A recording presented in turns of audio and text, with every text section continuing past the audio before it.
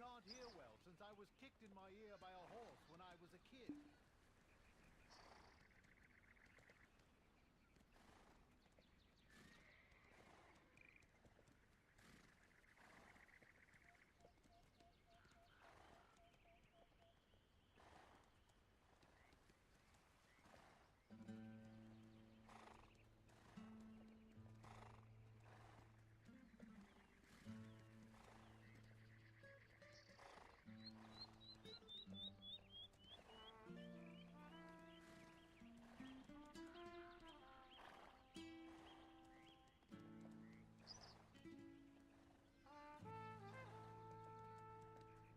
I can't hear well since I was kicked in my ear by a horse when I was a kid.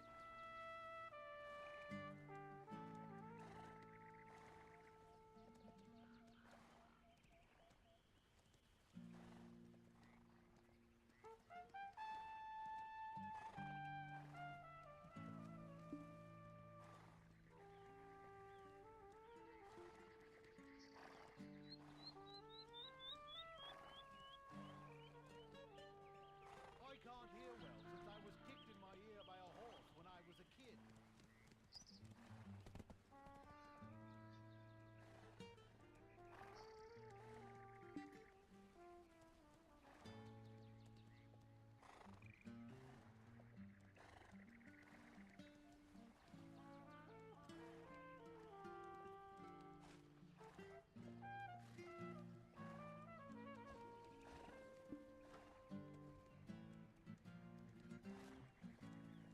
Okay.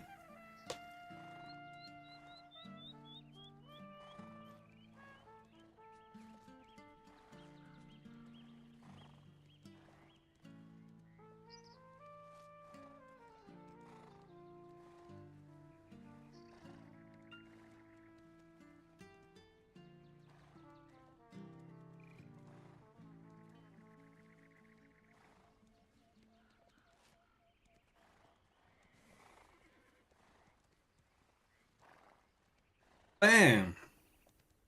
There we are. Do I want to use this chair? It's really hard to choose what to do. It's nothing feels good. Yeah, let's keep using this chair. Now, are there other quests for the centaurs? I've finished the quests here, but there might still be quests there.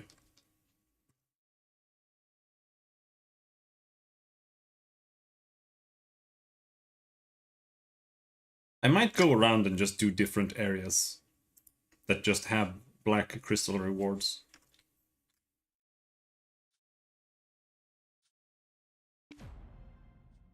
Recurring quest there.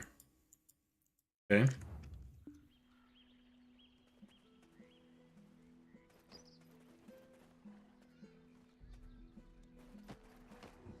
Caressing horses brings me a sense of peace. I hate this guy.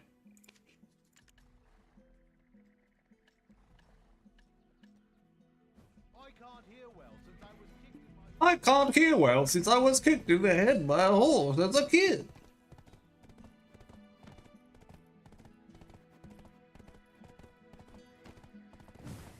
Oh, we have instant axle on this guy. But all my skills are too low level, I have to smash him. But I don't really want to do that, because it's just like, I want to learn sprint, but it's such a pain in the ass. Because sprint helps... If you don't learn sprint,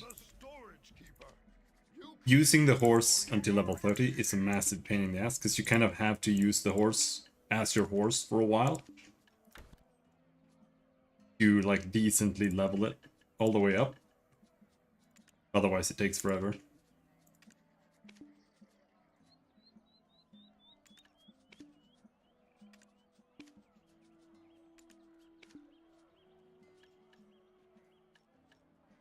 Eight days remaining.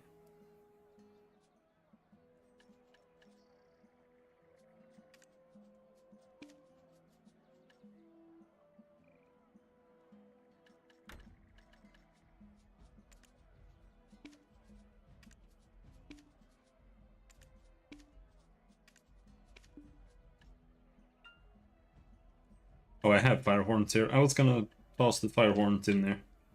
Crystal of Harmony. That'll go in the crystal storage. There. I guess.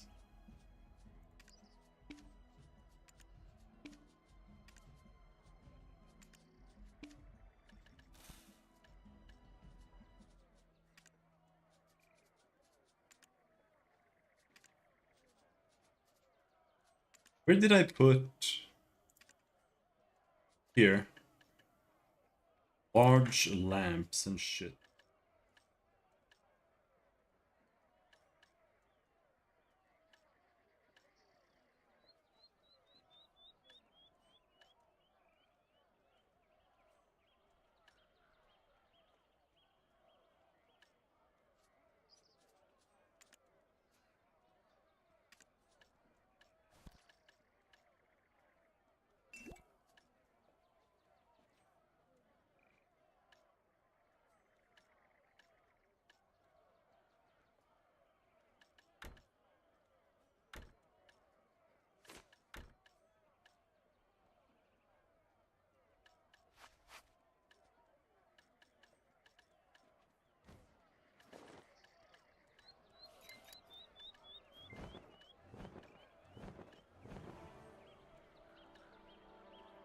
Achoo!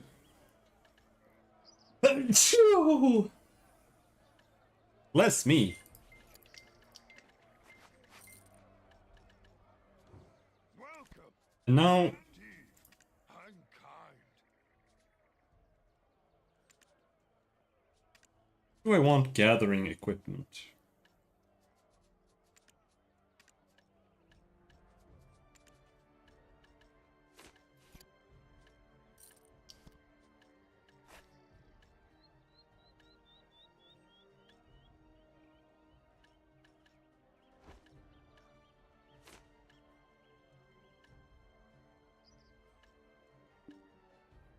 Well, I think we're good. I just wanted to finish cleaning it out.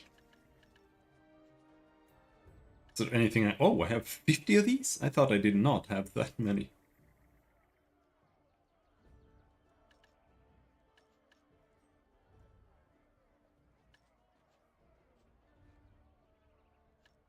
So... It's not super impressive.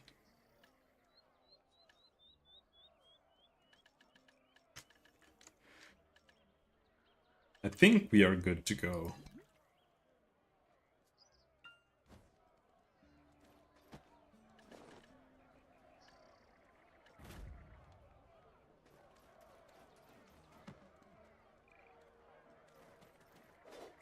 But before we go anywhere, I want to go... Let's see if I remember where the guy is. I think it is this guy here.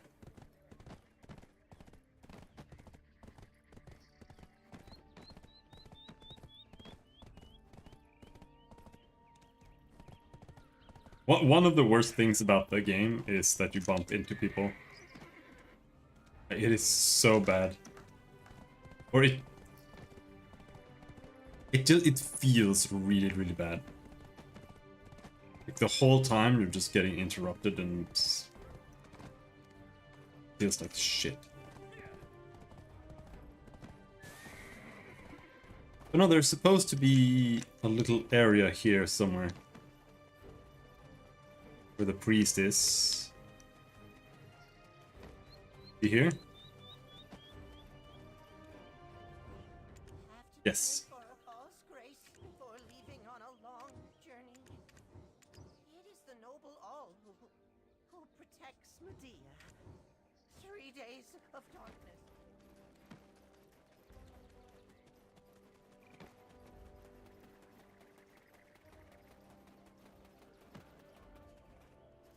Priest buff.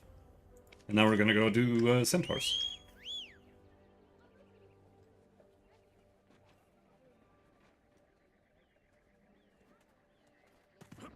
I don't know if they're gonna be good. I think they're gonna suck. That's my theory. I think centaurs are gonna suck for my purpose, which is Jetina. So we're gonna try it today though. And then tomorrow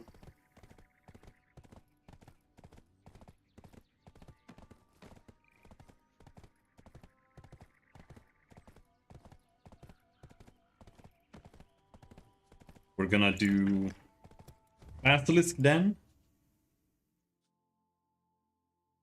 Because Basilisk Den is it's kind of neat because it has like super spawners. You just hit the statue and just giga spawns the enemies for a while. But the question is if it's actually a good farm.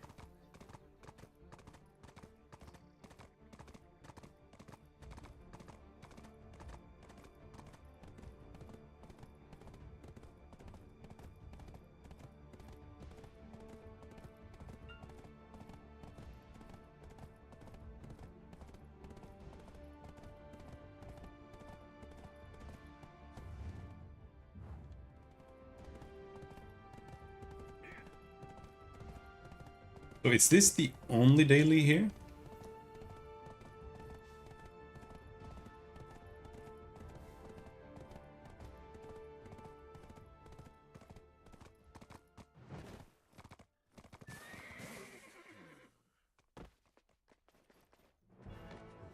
Oh, hey, I'm not sleeping. I'm just lying down for a moment. 600 CP. Oh shit. This is a dangerous. What the fuck?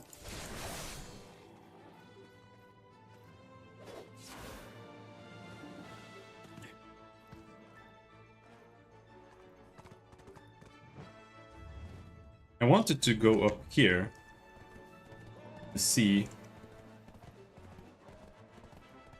but the centaur herd, it's a little bit tricky to farm here if there's like even one or two more people here. So, but they added a morning realm, so it should be fine, at least as a test for us.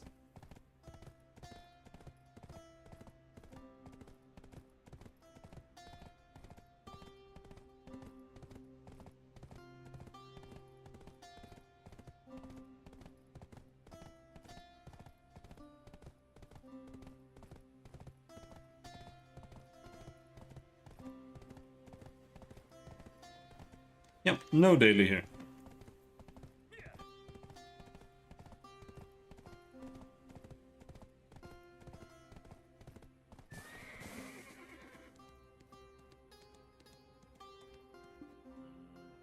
We can go from here. First,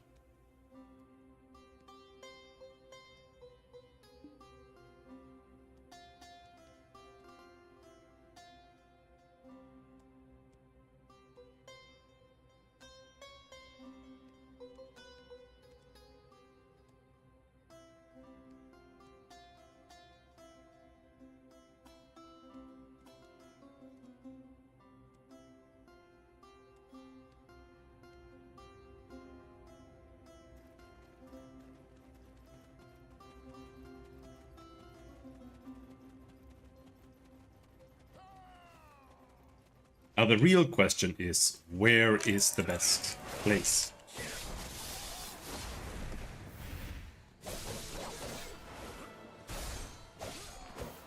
Now, what I can say is that regardless of how good this is, I'm going to hate it. I hate farming insta-kill mobs, it's super boring.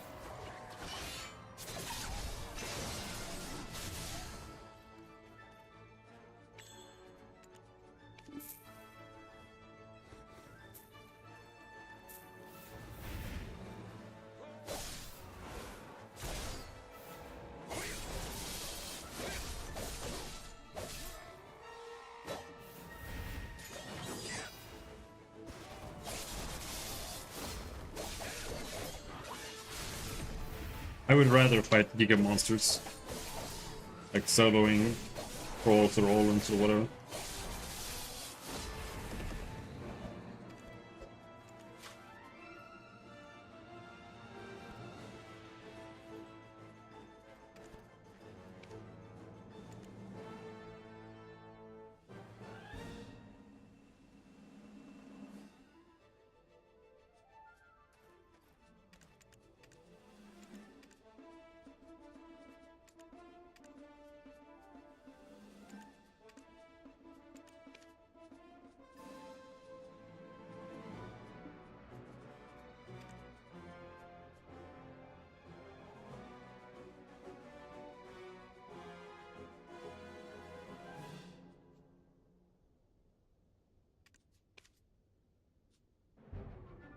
just save this.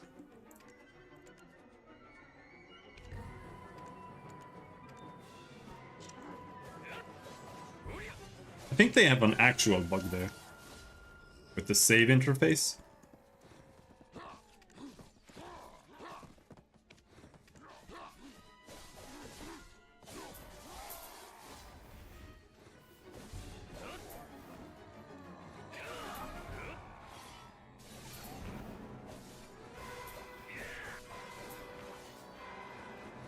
But it's gotta be better to be up in the mountains.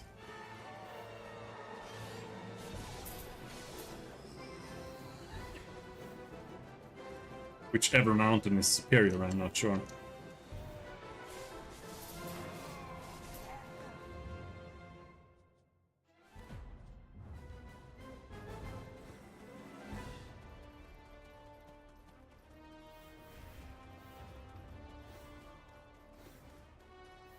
Because there they have actual camps, right? I think there's on the other side too, maybe? I'm not sure.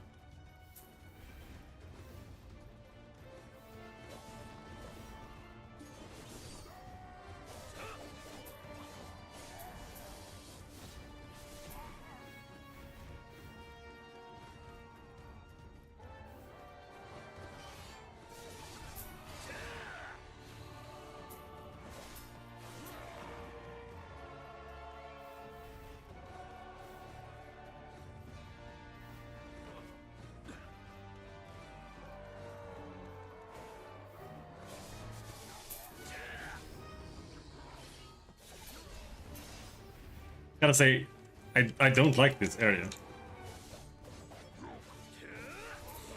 They're so spaced out, dude.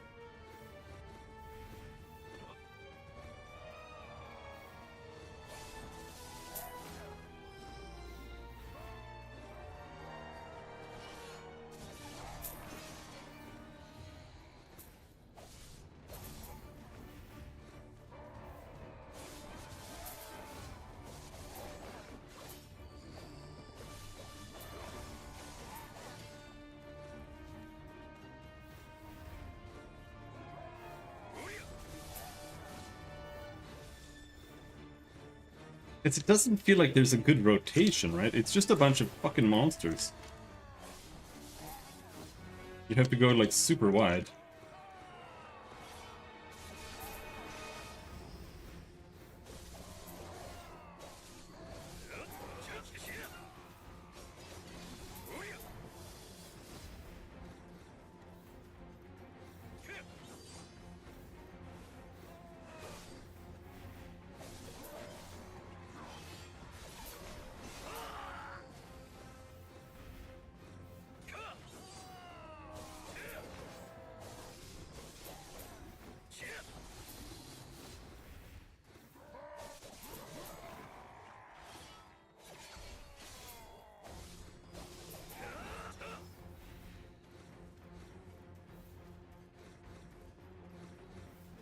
Now we're just at a dead end.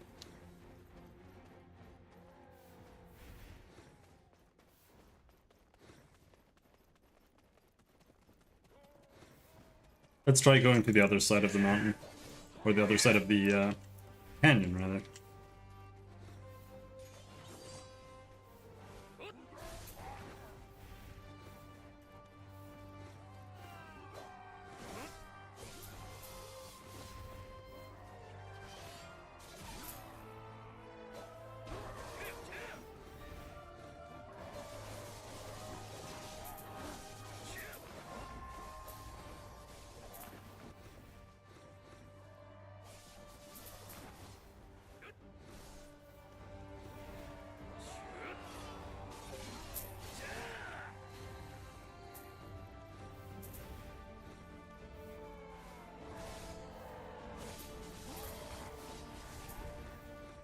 Regardless, we'll get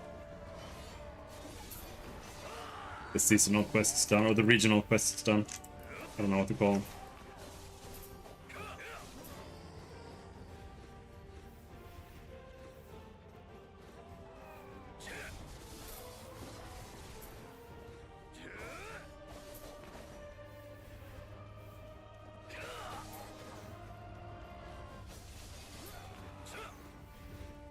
Do we have centaurs up here? No. It was the desert.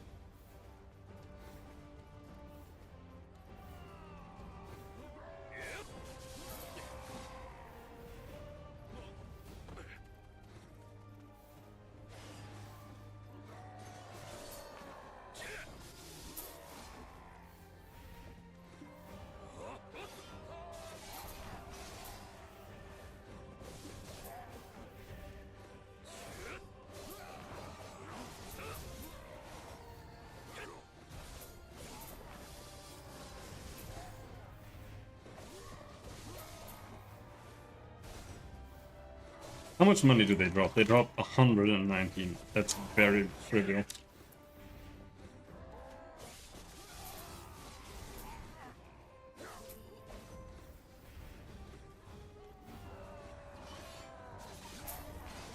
It was trivial when they dropped like 2,000, so. But it's something.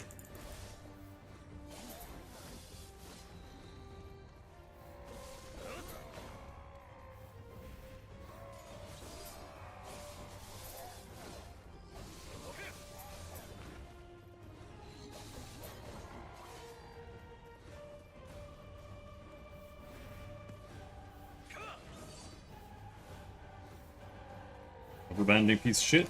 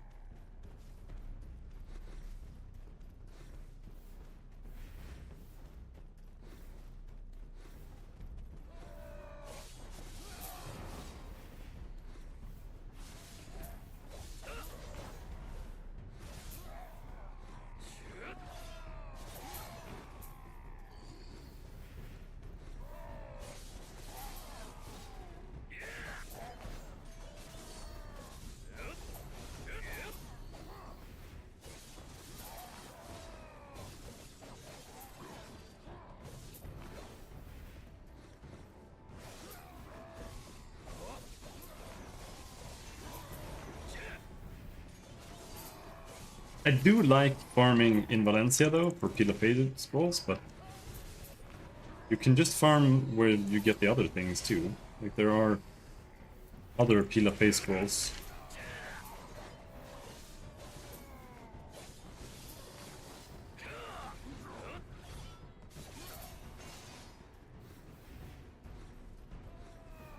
And I don't know if the Pila scrolls are like the second worst ones. And they were pretty good, actually. I would not mind doing more peel of face rolls more often. But finding people who want to do it who aren't scuffed in the head, it's kind of annoying.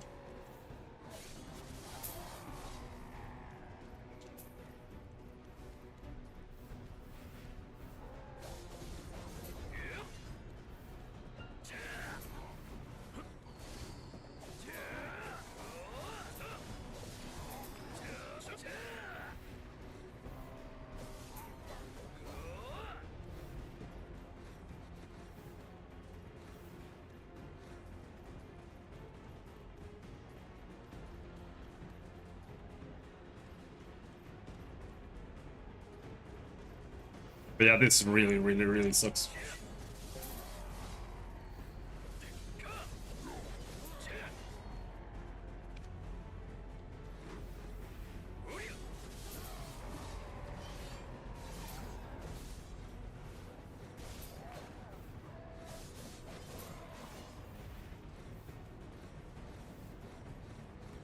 Maybe if we can figure out a rotation, because right now I'm literally running around the whole area. God awful.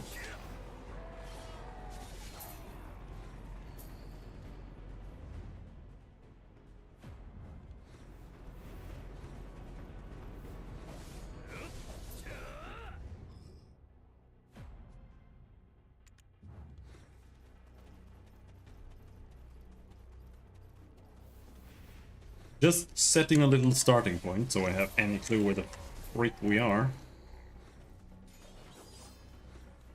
Because we should be able to just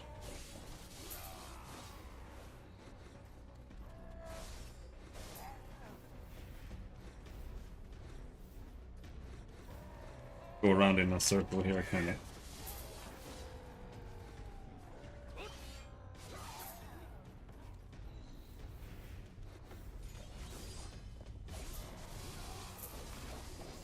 This where they all are. They're also spread out and annoying.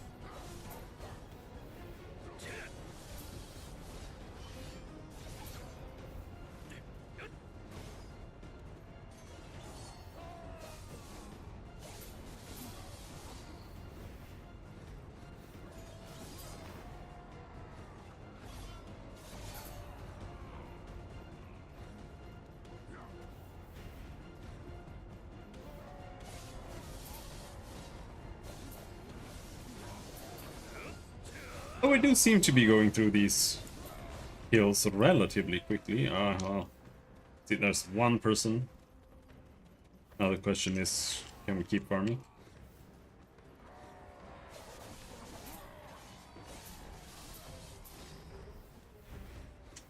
I do not feel like some areas, like Star's End, feels like it can support, like, I don't know,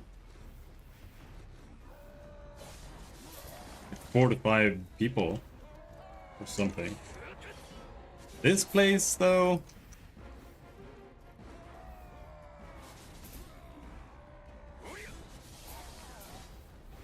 this feels rough on when there's 2 here.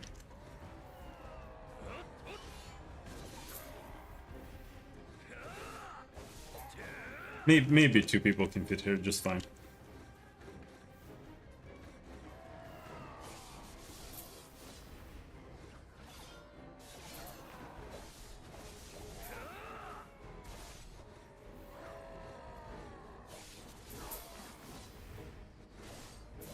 think I'm going somewhat wide.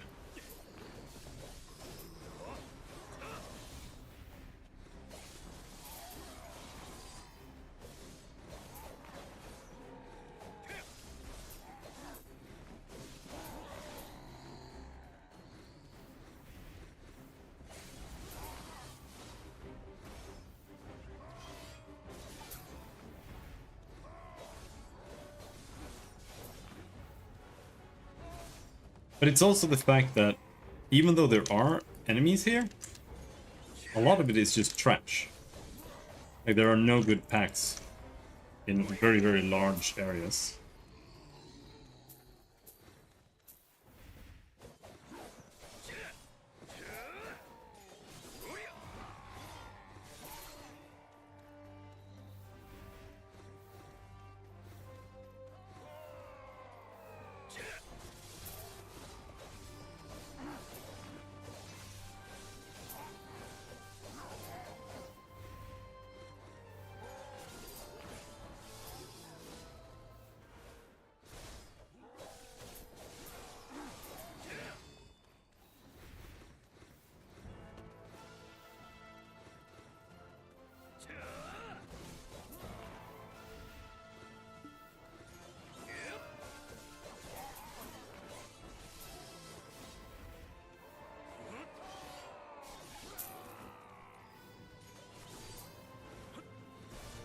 Ah, there's another guy.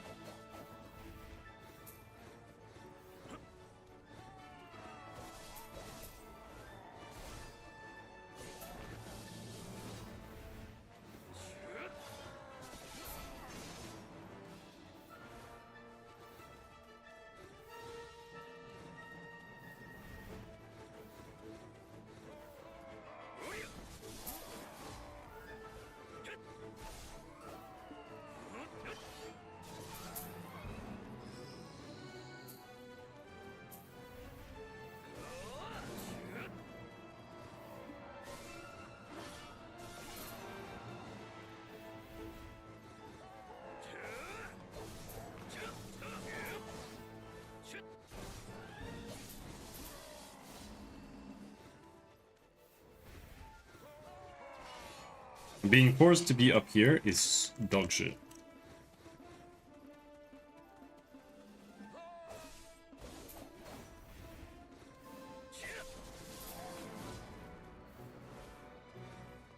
Going into this camp is awful.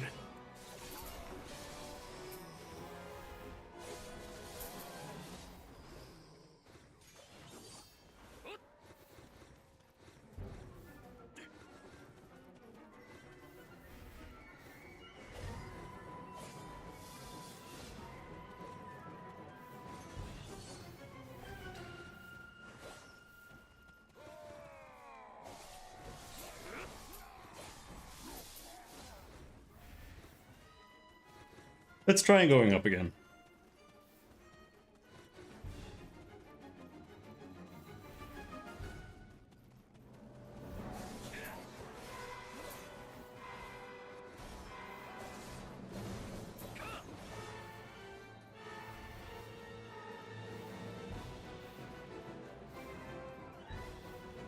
What I would like to try is Waragons, or whatever they're called.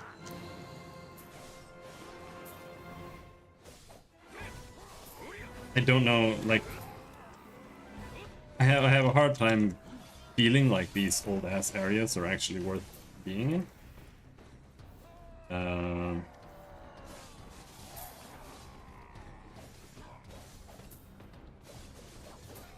But the difference between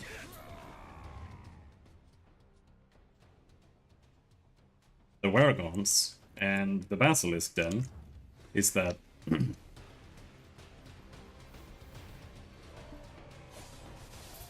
with the Waragons, like, it's the same mechanic. You pull one big enemy and it just turbo spawns monsters. But I think in the Waragon area you can pull multiple Waragons, so that there are like multiple enemies or spawning super packs. And that could be maybe cool. Is there no way to be up here in a way that doesn't suck ass?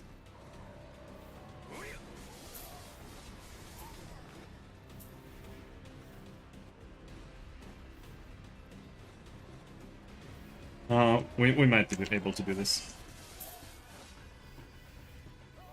Like, if you go here, you kill all of these guys.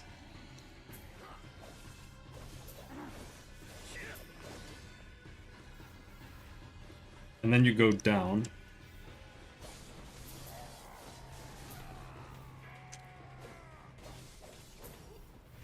This way, and then you go around and up again.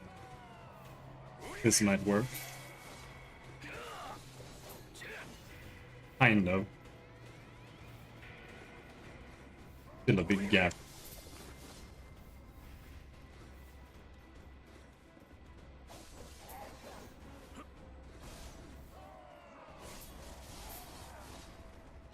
So people have been saying that you want to play Valk if you're here, because Valk apparently has really good movement. And apparently the reason you want Valk is not because Valk is fast, it's because this place fucking sucks ass.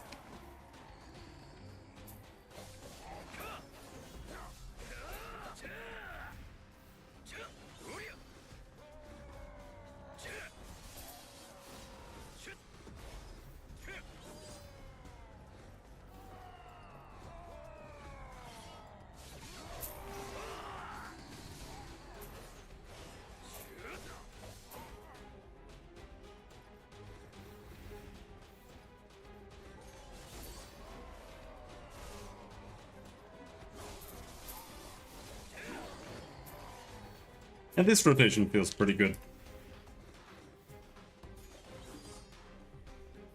You can't use that attack to jump down cliffs. It's super annoying.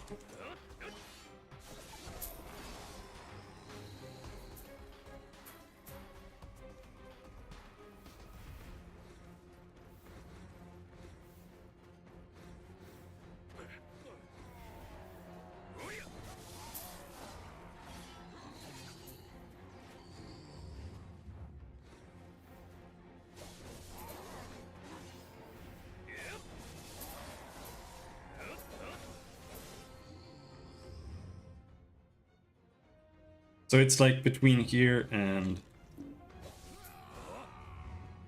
here or something.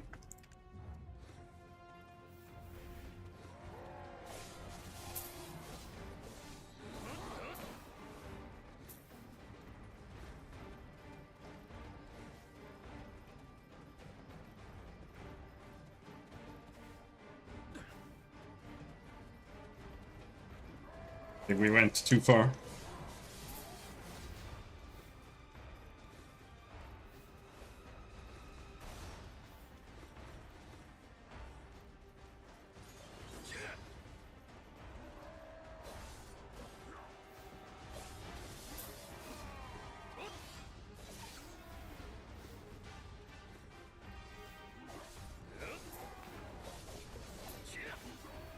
There is another method you can do here, I think. If we go the other way around.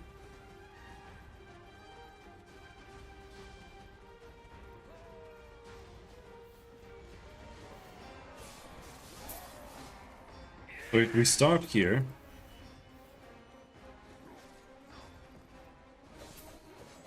Fuck.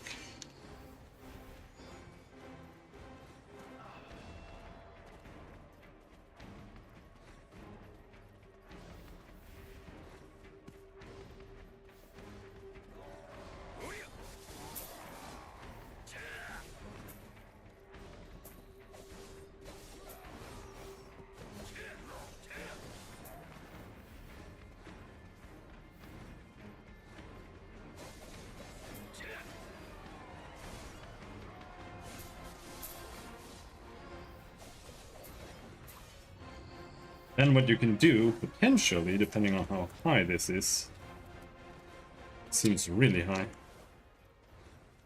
Oh, there's a slope. Is you go down here, and then you clear out the pack from the inside, so you don't have to run out. And then you go back up the mountain.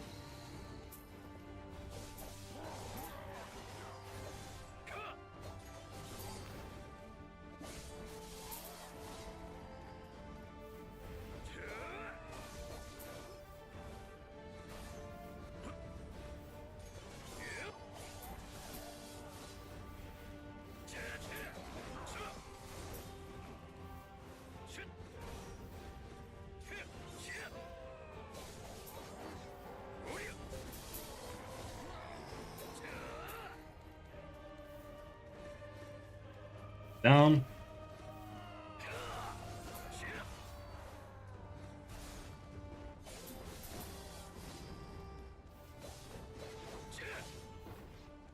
So here now, it's from here to here.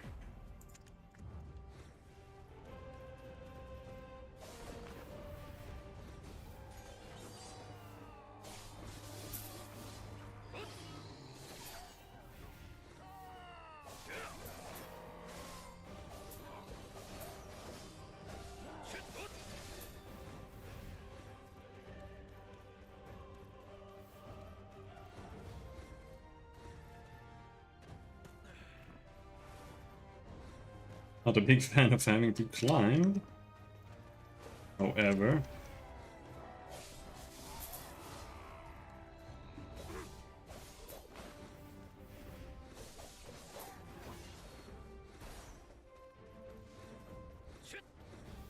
This way. That's why I try to set the loop, because I lose track of which direction I'm even facing. Hello! Yeah, we're grinding. It's the daily grind, I'm just trying new places as well.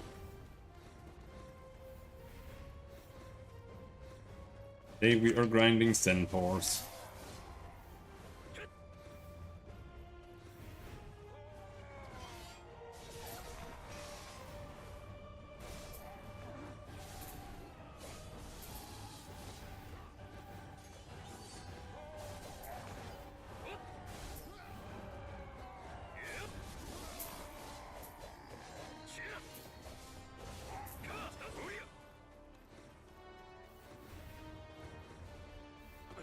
Did I kill those guys? I hope so.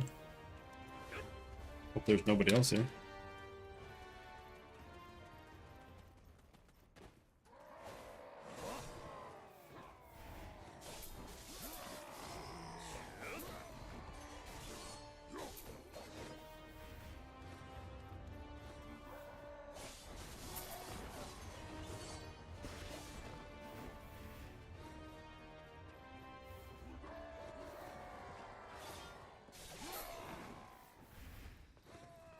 I don't think I need to go down to these guys, but I think it's worth it.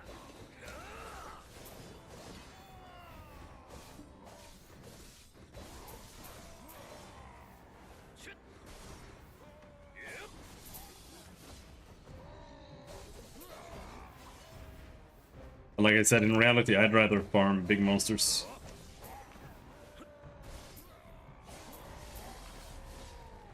For now, I have to settle with small monsters.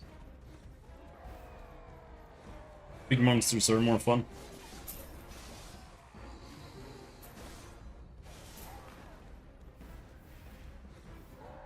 Because then you play the game more. I like playing the game. That's why I play video games.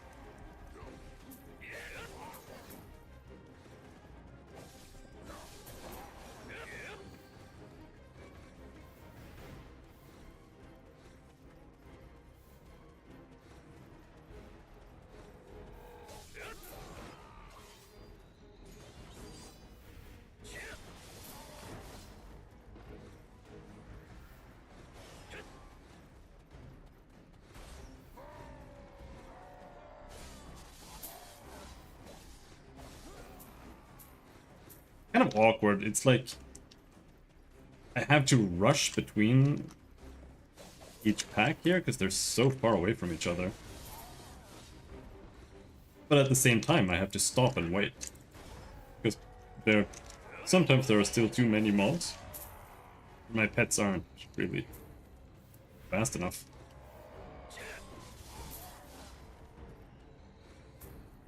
Ooh.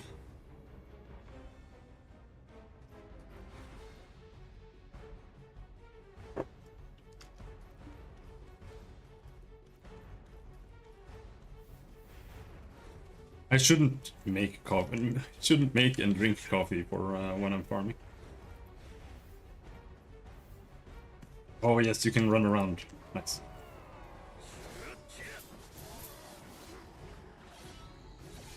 Maybe if I had a long straw.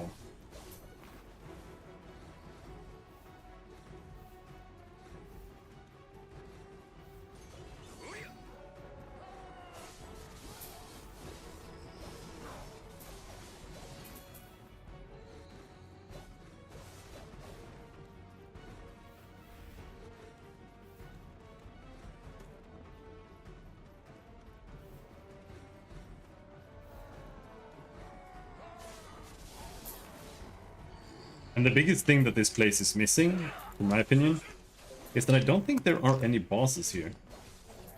That's what I really liked about the other ones. Because then you have a little thing while you're grinding that just kind of happens and you get a reward and it's just nice.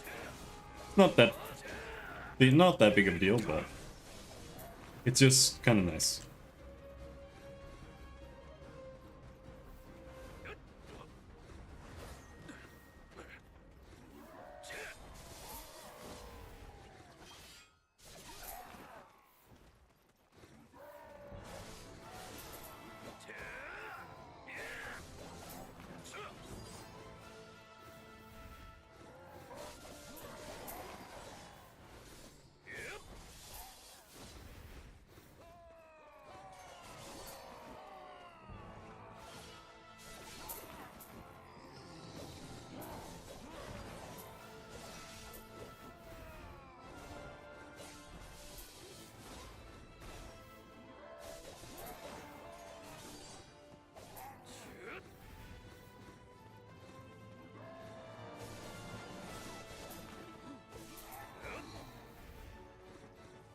Oh, I didn't even use my stuff.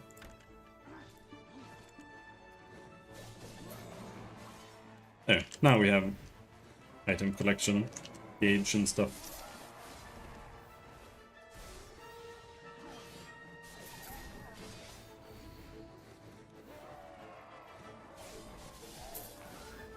Yeah, I was looking for a good place before I popped it.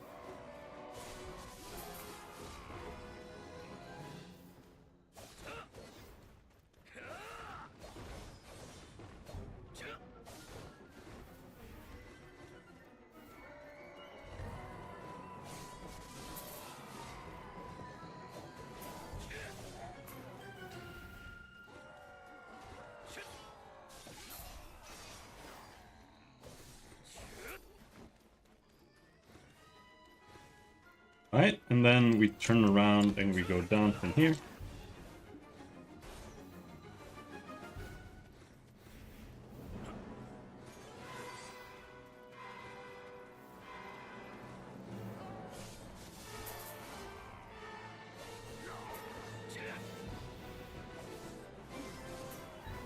I looked at the video of someone playing Valkyrie farming this place, and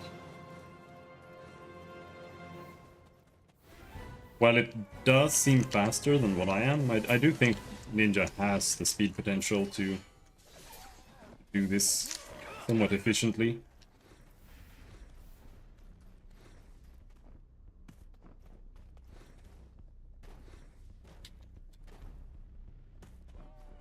Like compared to my Megu, I didn't play Megu much, but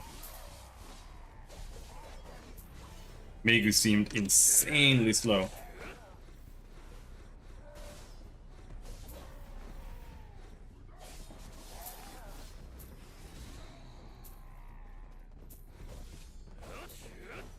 I don't know how slow most of the other classes are, like, on average, compared to Ninja. I feel like Ninja is in, like, a decent place. The movement could absolutely be better, but you can get a lot of extra mobility out of it by just putting in a lot of work with the buttons. It's a little bit awkward and annoying to play, but if you do it right, you can be pretty fast.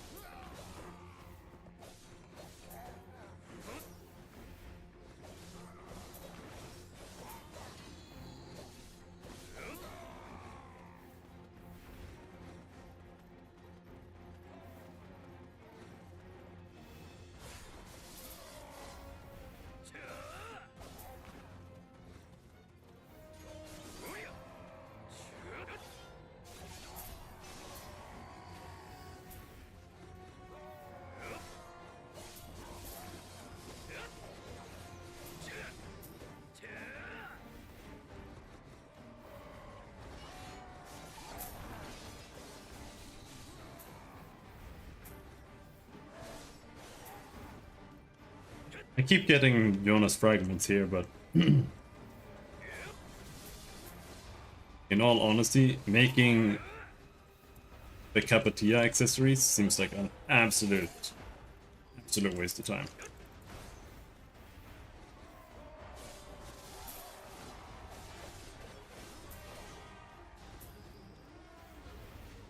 Having +1 or like unupgraded Capatia, Capotia, however you want to pronounce that.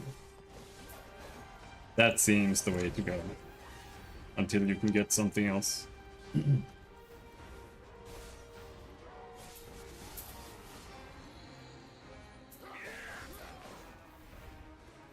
When you get the free handouts, that's fine, but...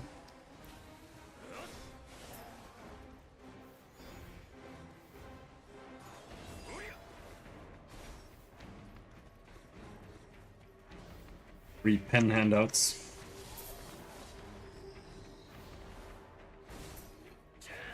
It might also be like semi worth it.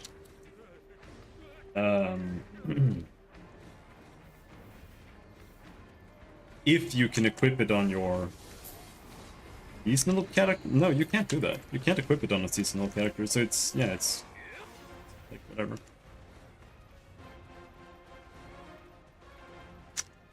Do these drop anything? No. Timber fragments.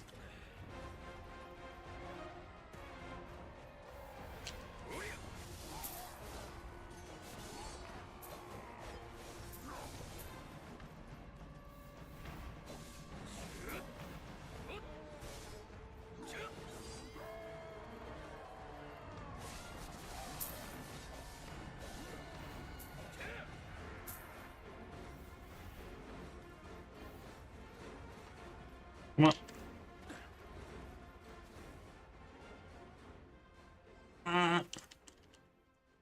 Come on.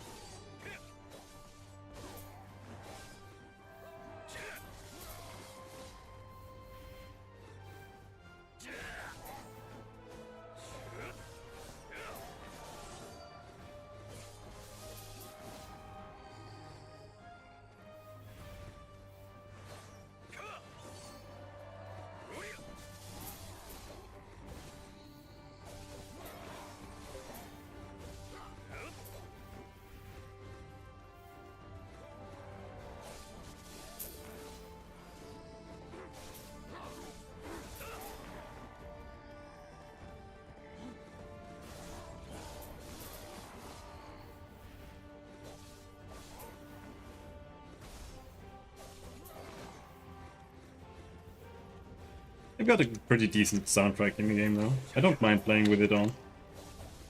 It's just that sometimes it doesn't play a soundtrack.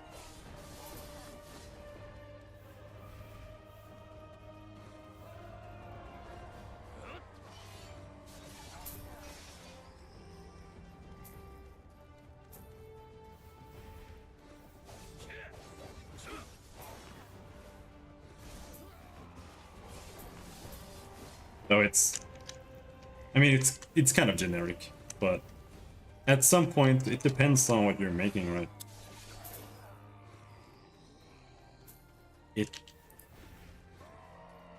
There's just like a genre of music. And it's just kind of generic, all of it, because it's meant to be.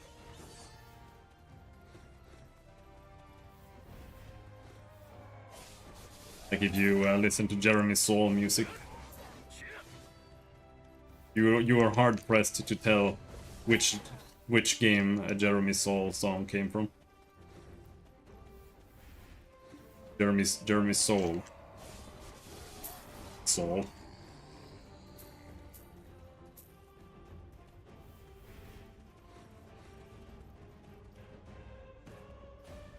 But he's it's still good soundtracks.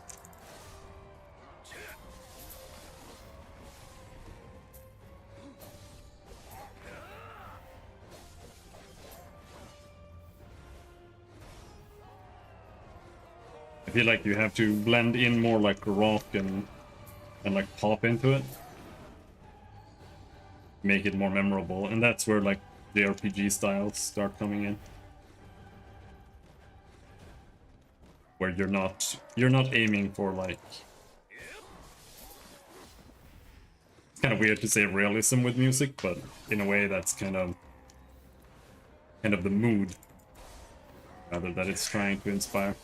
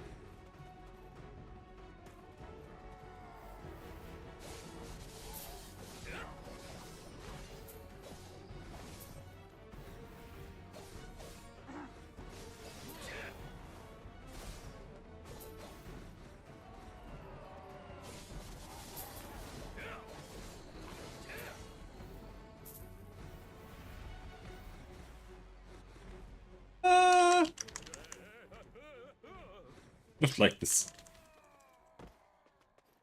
It's too slow when you get stuck like that.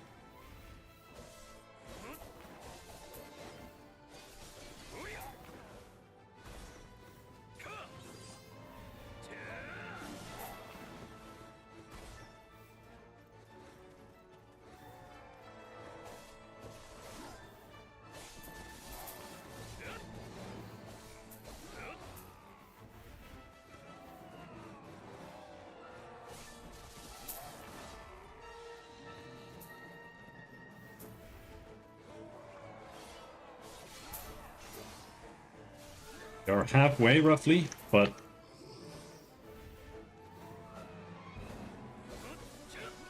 which is actually kind of good. We are halfway, but... since I forgot to turn on my buffs, we're farming for another 45 minutes.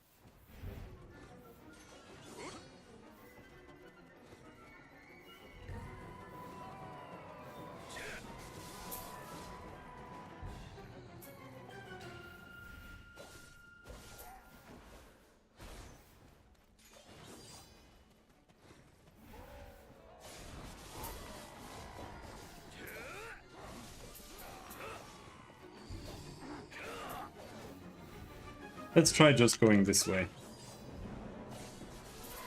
Instead of doing the climbing. I think it leads to the same place anyway. Yeah. I don't know. I think the climbing might be better.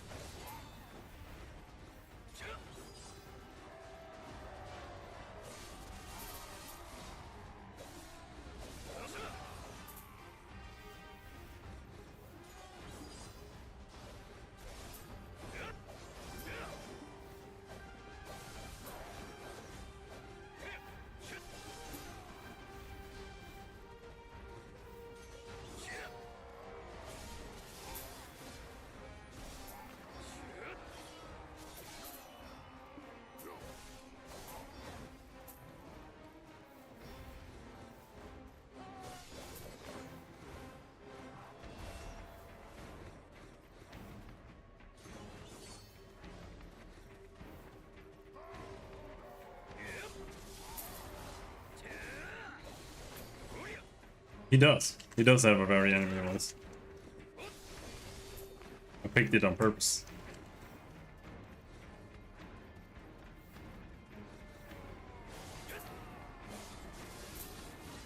I would say that it might actually be someone from anime, but I think all the voice actors are Korean.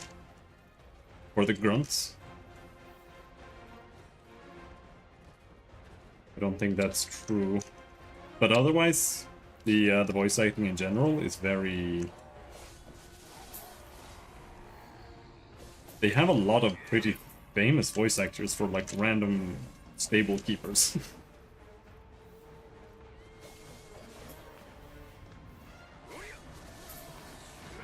They just grabbed whoever they could get.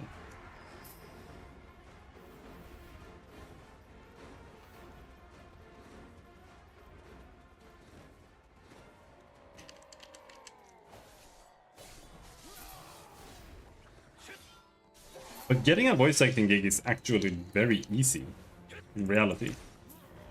You think it's hard to get into, but it's actually not.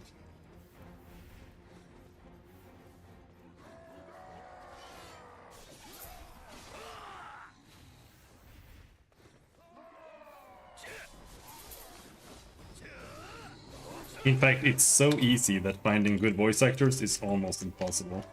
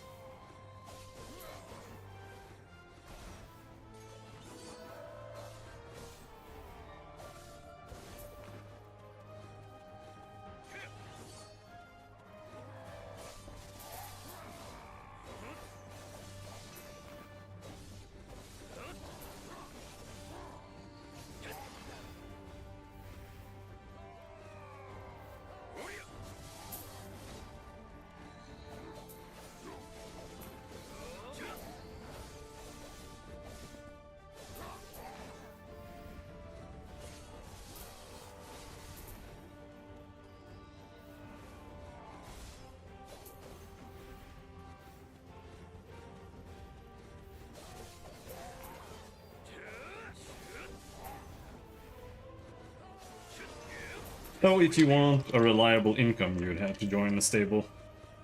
That's easier said than done.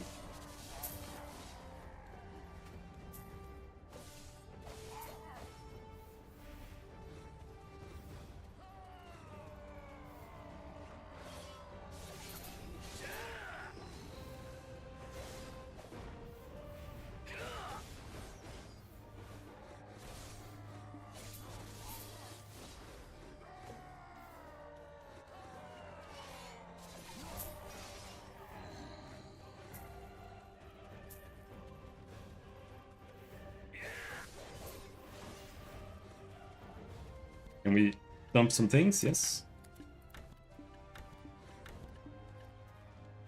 Yeah.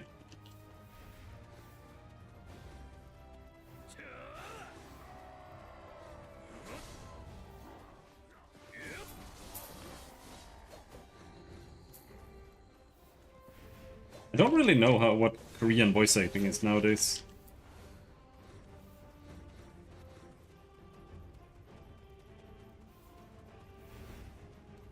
Modern Japanese voice acting is, in my opinion, completely intolerable.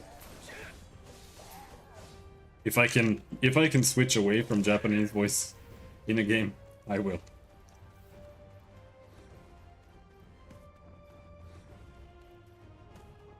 Like I played Genshin Impact and I just played it with English, even though the English ones are really bad. Partially played it with the English ones for streaming.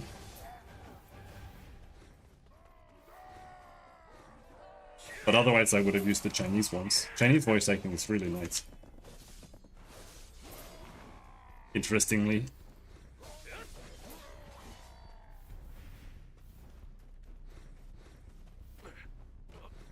Because they don't overact.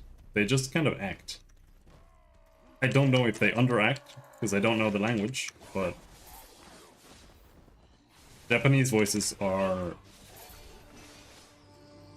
like the voice acting equivalent of a, I don't know, Tom and Jerry episode or something. Like, it's insane.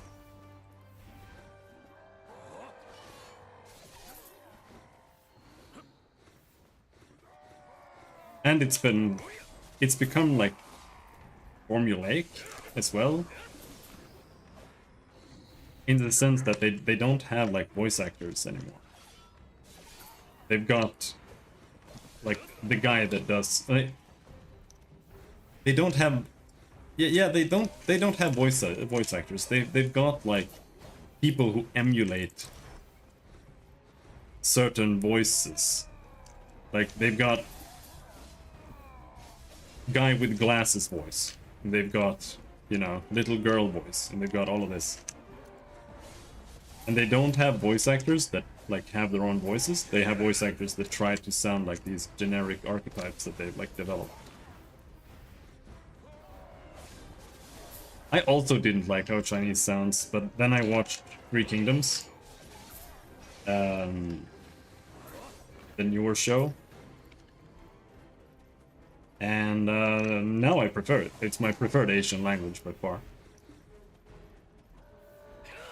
It just took a while to get to know it.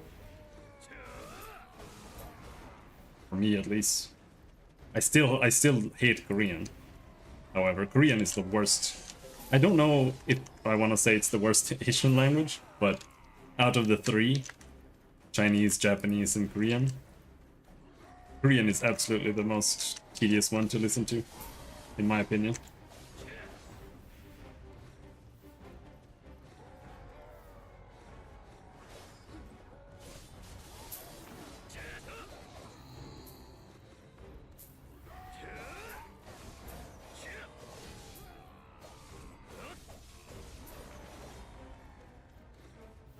But I think, even though I don't like modern Japanese voice acting, I don't like Japanese acting in general either. Like, it's all over the top and annoying. I tried watching some J-dramas recently and it was just really rough.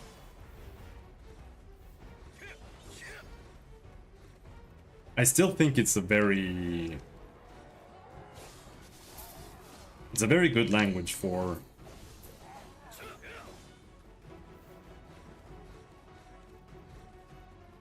it's a good language for music, and it's a good language for writing, and because it's like got very clever structure for writing in general,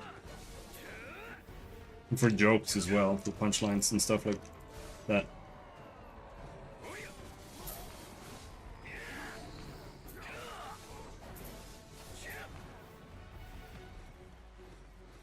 Chinese, I don't know if I have an opinion on. I don't know it that well, but Chinese is basically Japanese, or rather, Japanese is like very heavily based on Chinese. If you know Japanese and you listen to Chinese, there's so many words that are the same word. And kanji means Chinese characters as well, so you know. There are very heavy amounts of loan words.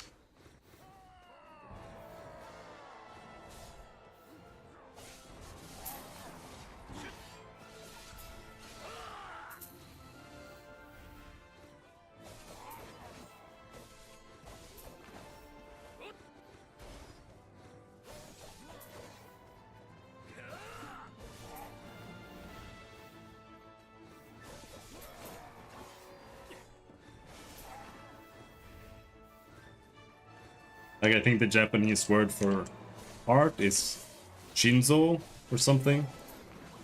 And in Chinese, I think it was like Jindo. So it's just like they use like a J instead of an SH.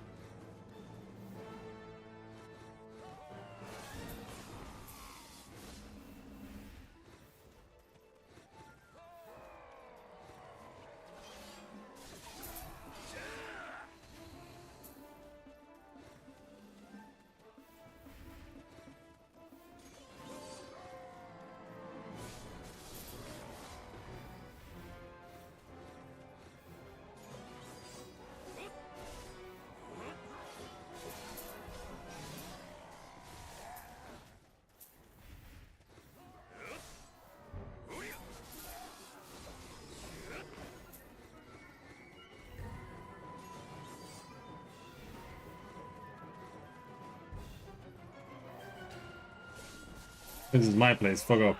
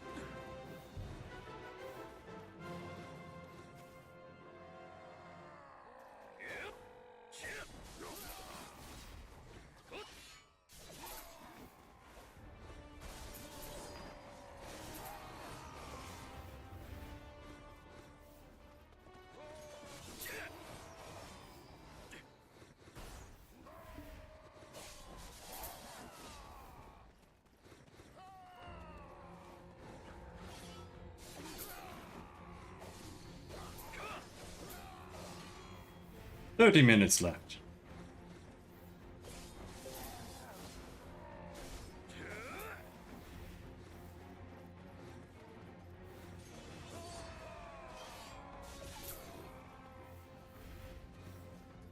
Let's see, he's still here? Yeah, he's still here, son of a bitch.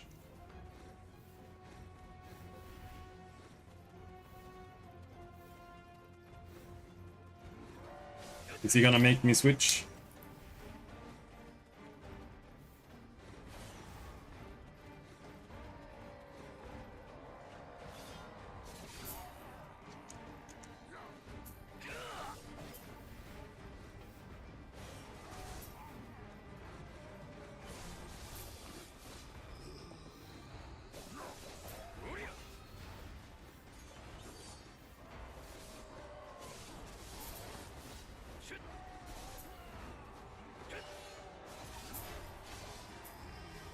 There he is.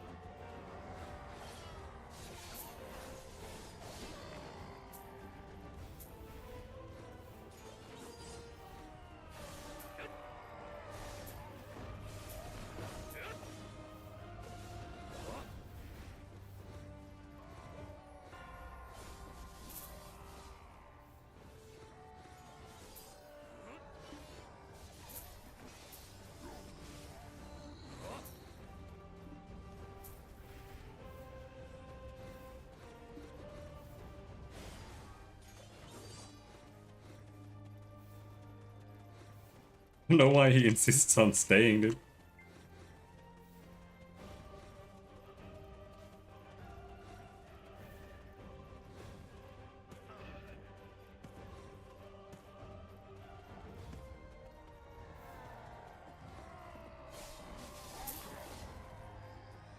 Gotta suck, like he's just doing half a rotation of monsters. Is he really that slow?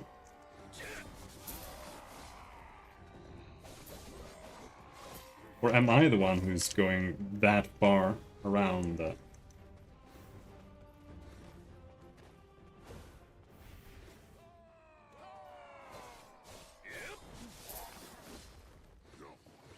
He has time to do like a whole rotation mode. And the respawns are back when I get back. That's entirely possible.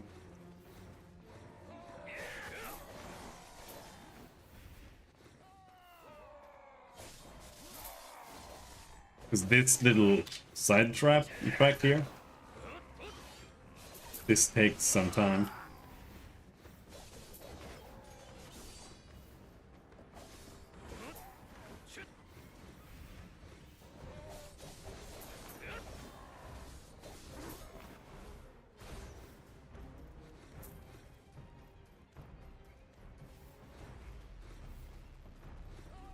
But like he barely even kills them. I don't get it. Like these are my kills. He just like kills a little pack there. What is he doing? He's just here to ruin it. Either that or he's a noob who's literally just questing. That's entirely possible too. Because this is the beginner server.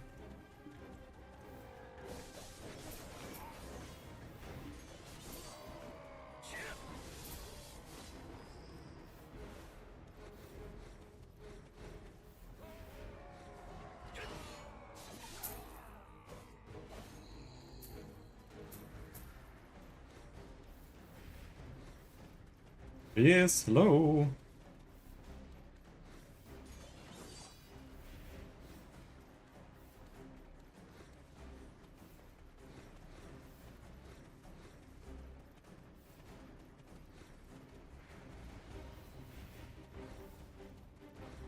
Fucking asshole.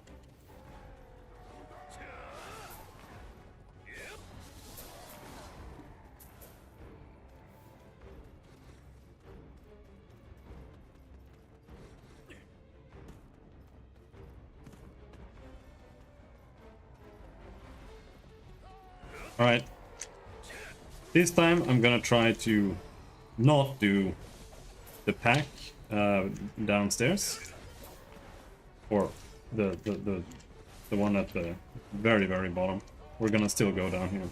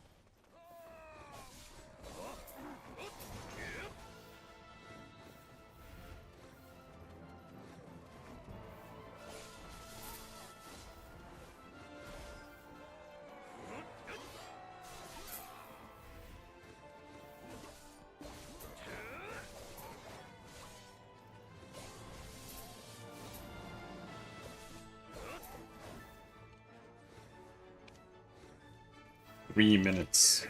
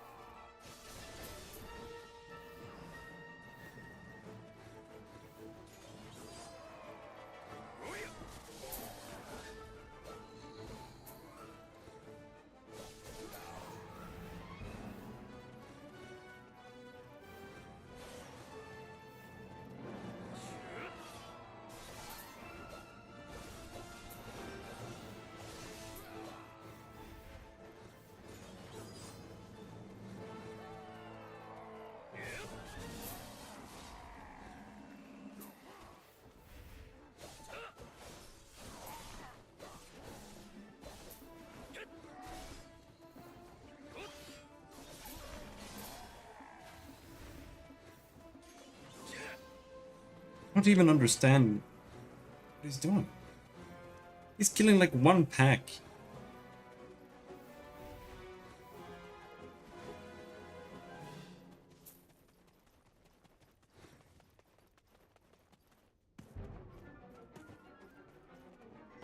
Off.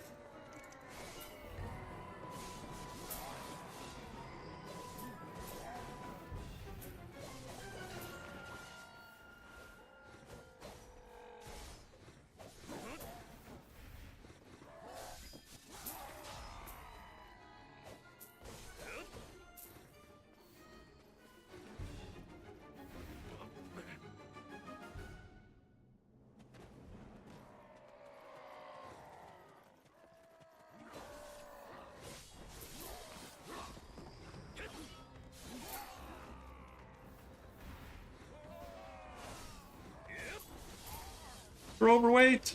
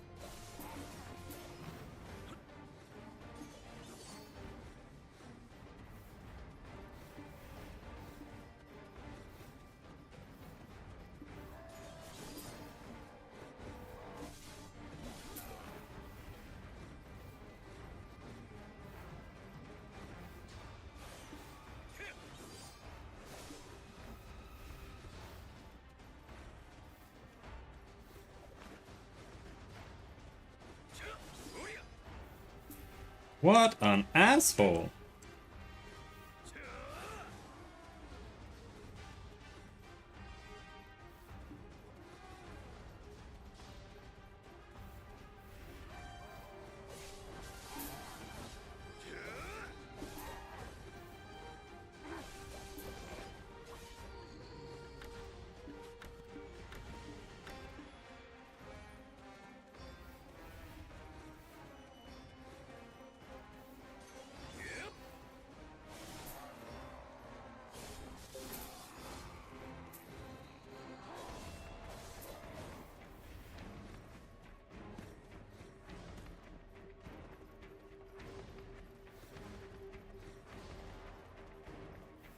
Come on, dude.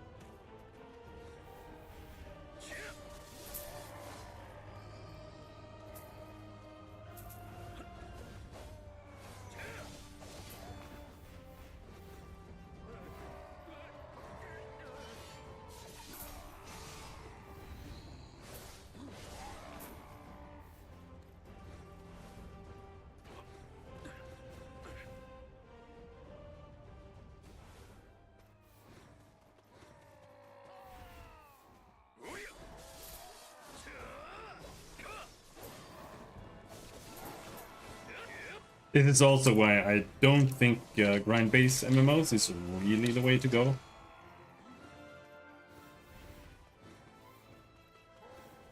Because they are very vulnerable.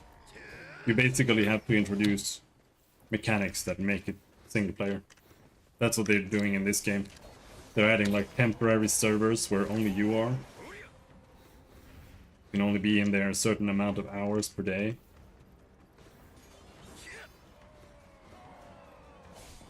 And then they just have like 40 channels, so if someone is there, you can try switching to another channel and hope that nobody's there. But you don't know, so it might still just be fucked.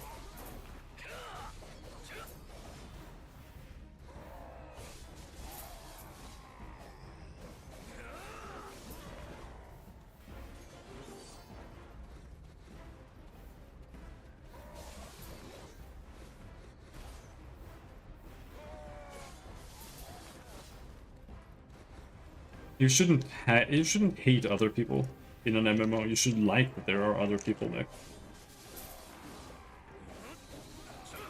That's how I view it.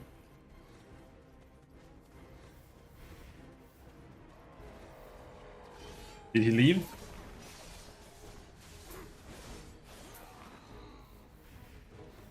He might have left.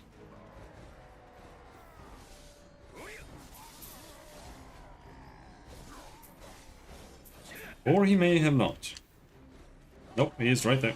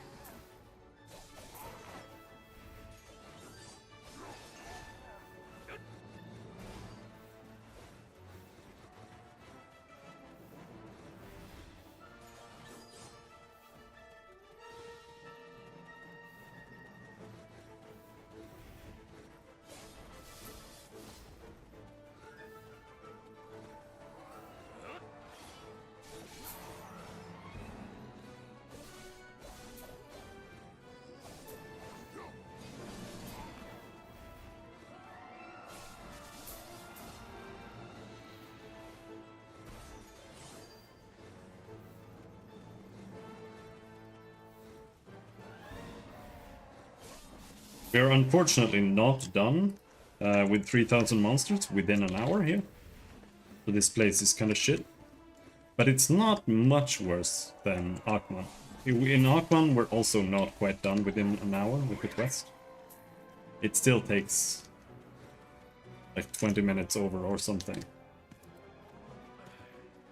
In Sikraya, it was fine.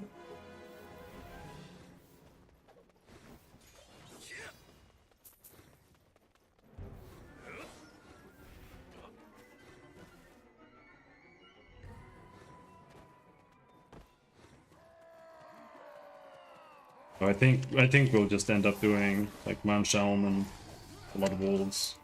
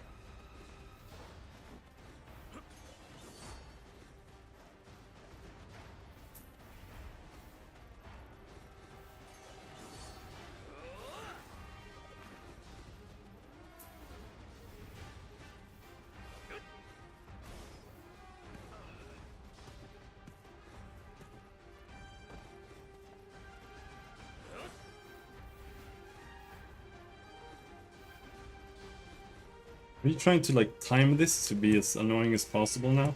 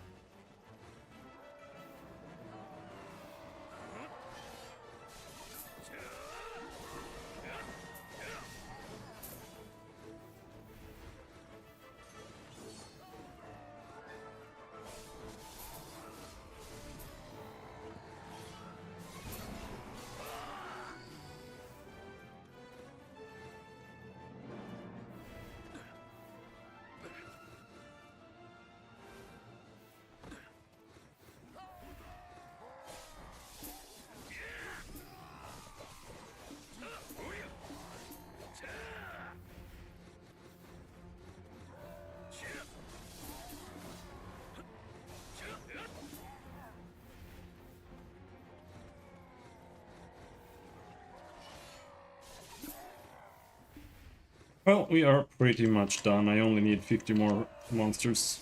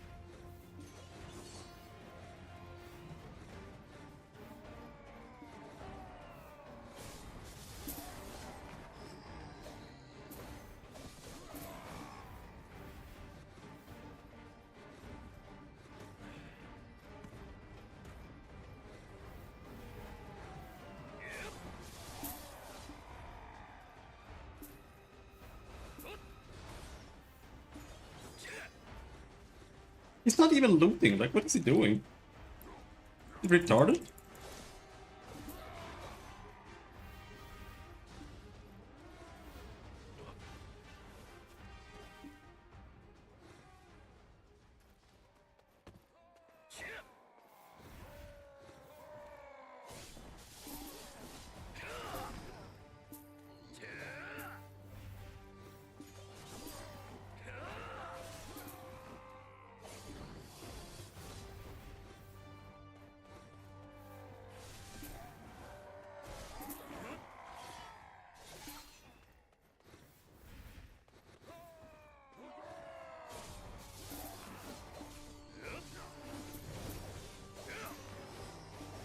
And we're done.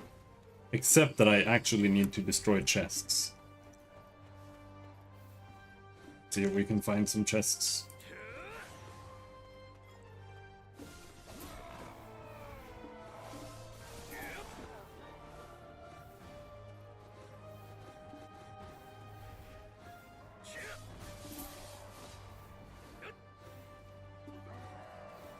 See if we can ruin his farm as much as possible on the way.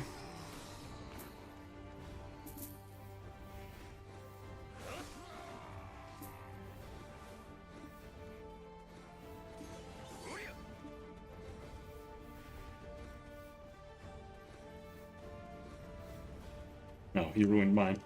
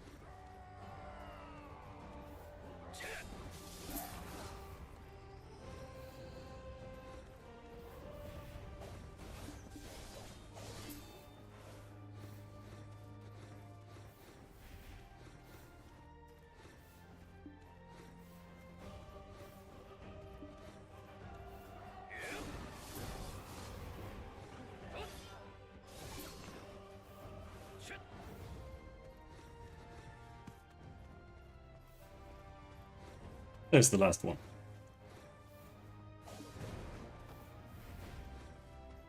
Now where is my stupid ass horse? There.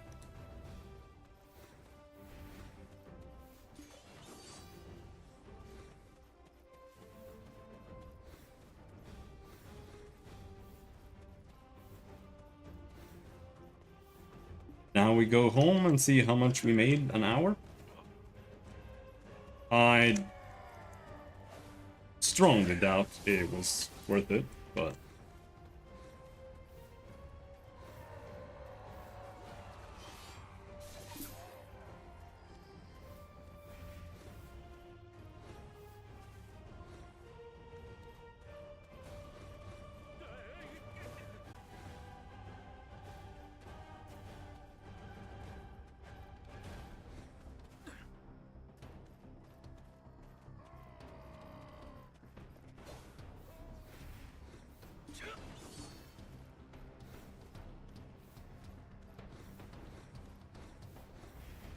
How much money did I say that they drop?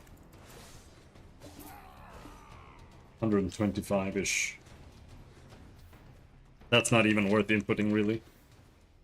Like 125 times 3,000 is nothing. It's 0. Even when they drop 2,000 plus, it's not worth caring about.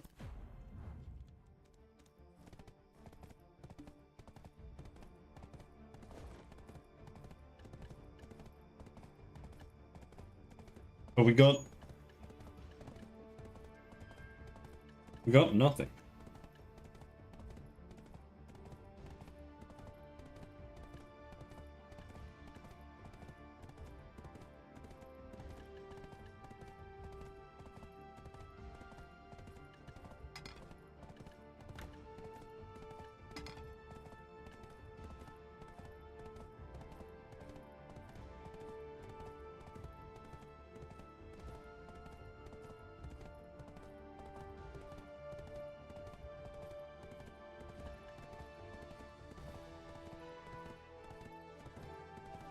We got maybe 4 of these?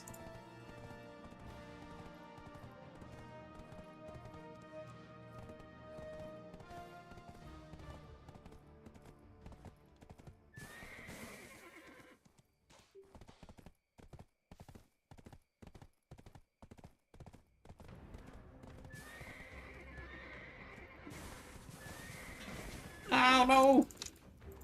My horse fell.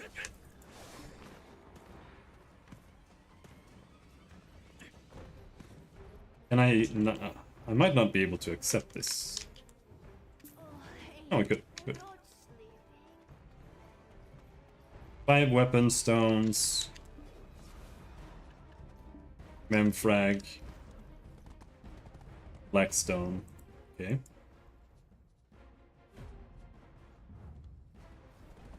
Alright. Garment.com. Rhine tracker. Add. Then Taurus Herd. Ninja Awakening. Drop rate bonus.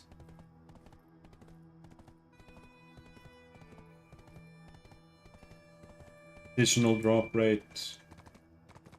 This is drop rate, right? Yeah. 20%. So what did we get?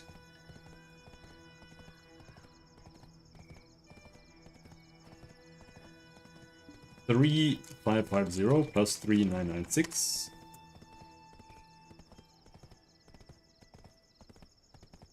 7,546 of those.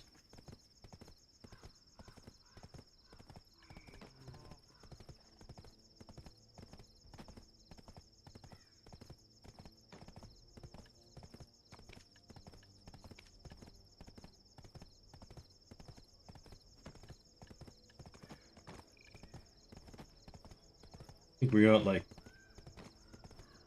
17 copras. We got 25 blackstones, 28 of those.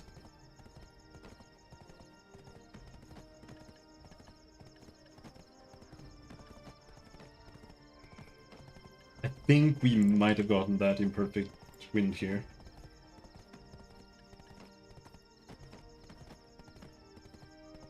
Blackstones we got 8, or the crystals we got 8. We got a 1 dust, 10 trace of hunting. I can't hear well since I was kicked in my ear by a horse when I was a kid.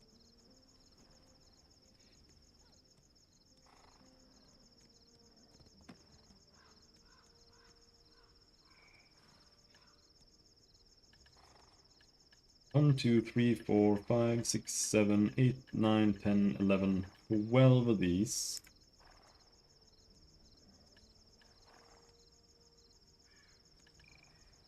Eight boxes. Soiled centaur belt. I guess we'll have to find out what we got. Too heavy?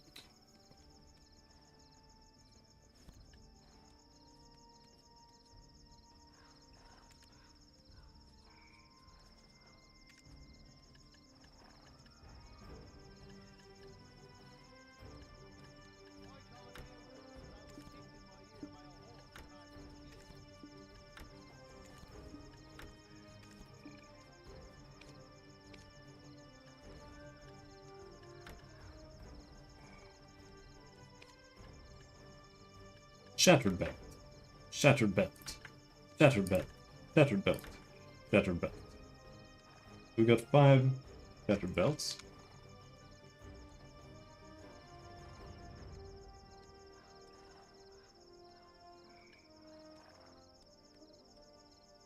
Two of those big ones, maybe 4 Jonas fragments. I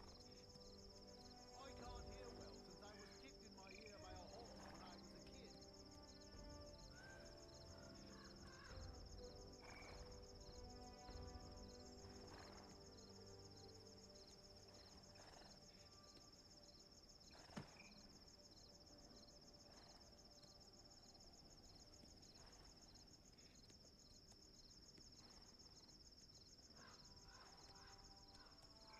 kid. We were there for like an hour, 30 minutes maybe?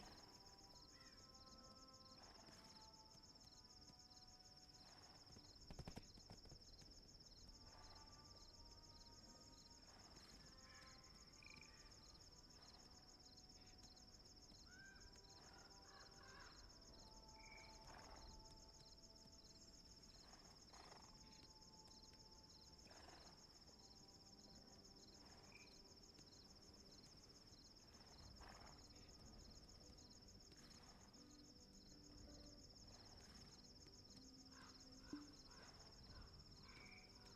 was a kid.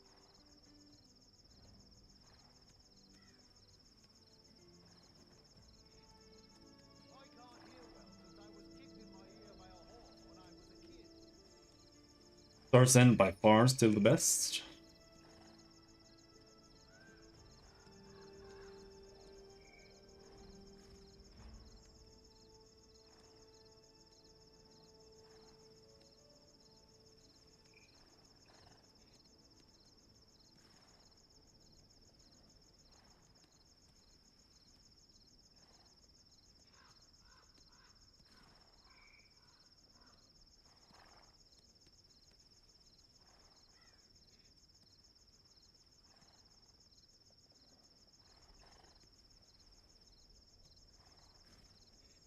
Oh.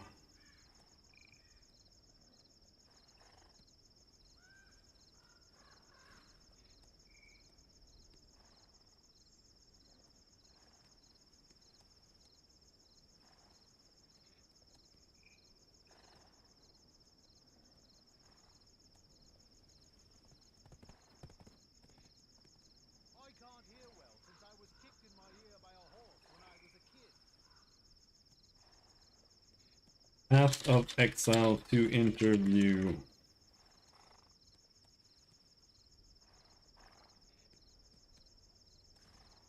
I think it was...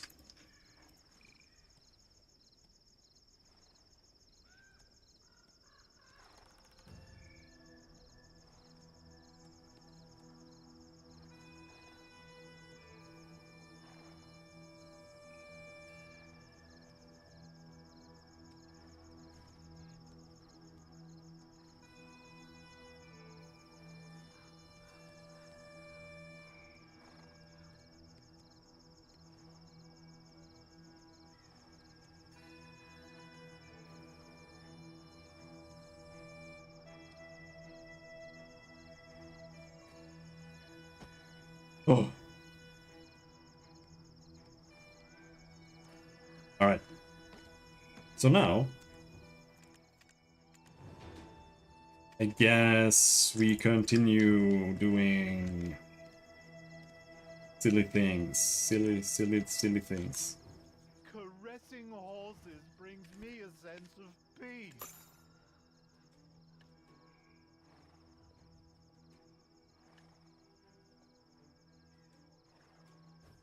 So this gear you can like heat it while it's in the box. You can heat the box. No?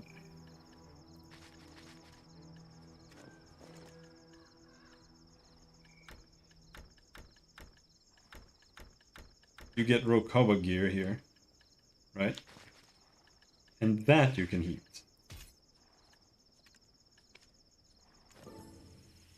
And that's gonna give you traces. But I don't know if this is worth it. I mean, maybe it is. 8 melted iron shards, 2 blue crystals. Okay, that's not what I was expecting. That is extremely not worth.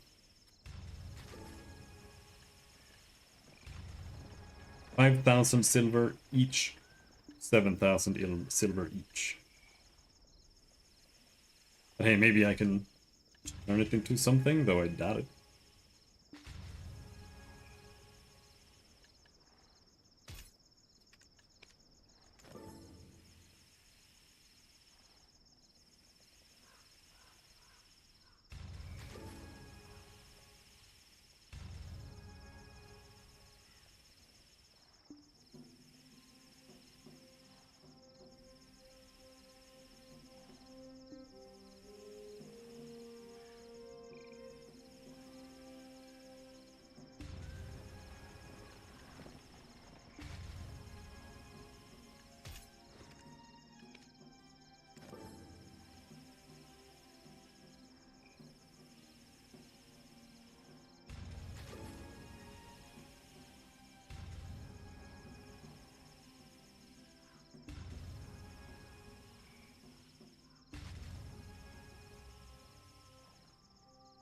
Alright. I can't hear well since I was kicked in my ear by a horse when I...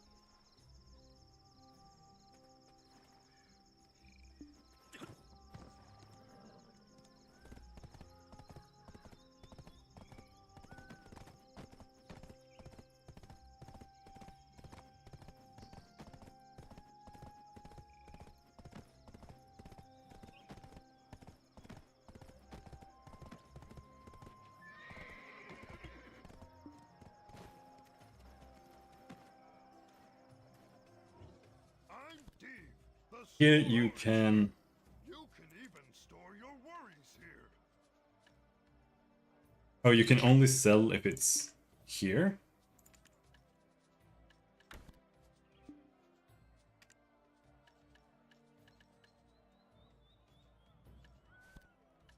There.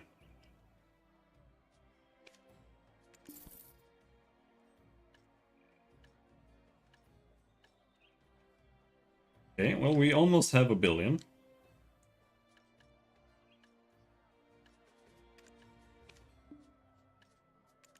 And then I still have a bunch of gold bars in the bank.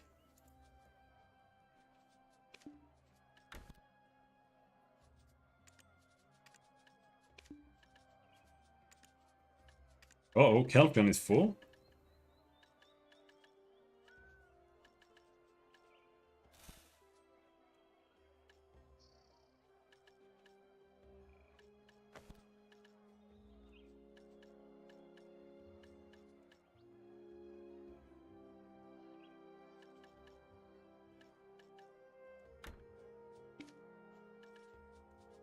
That's actually really, really bad, because that cancels all my workers, which is super annoying.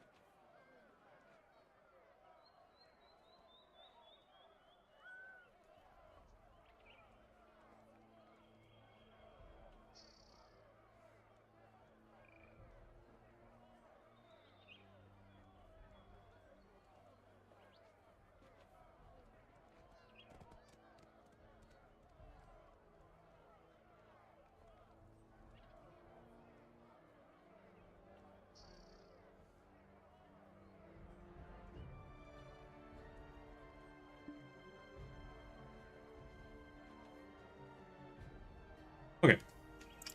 Now we have deposited all of our trash. Now we and Steve have to figure out where to go. Steve is my horse. Venture book. Bookshelf.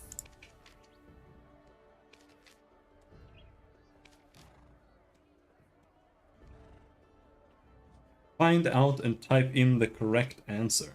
What?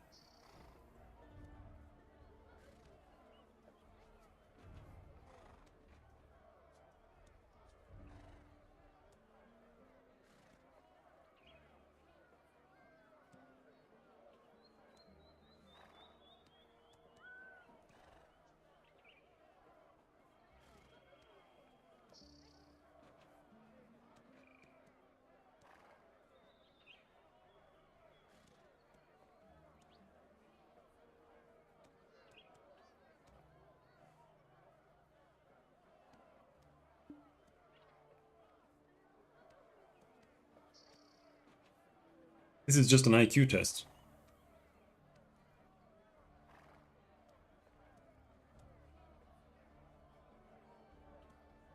But I don't get it.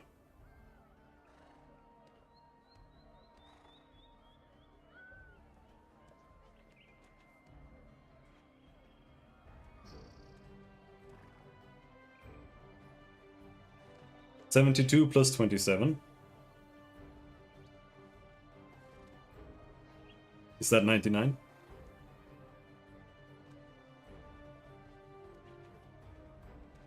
Yep, that's 99.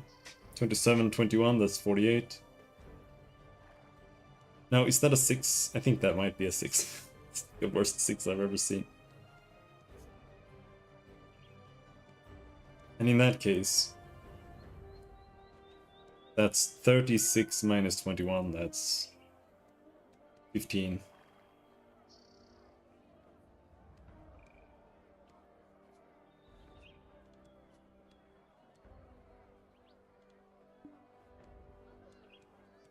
Do I have to say it somewhere special?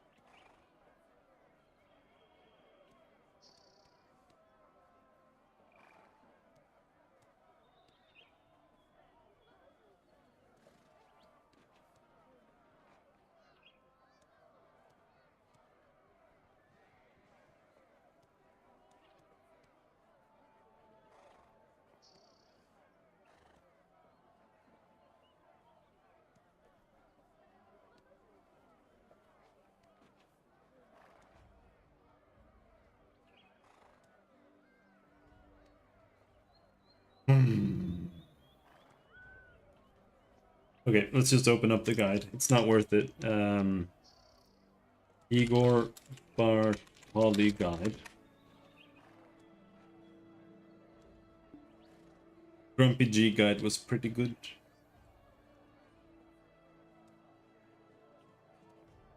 So we're on book 6.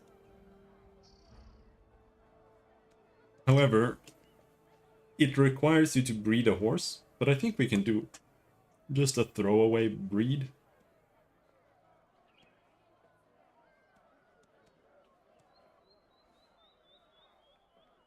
Apparently, I have to kill Quint.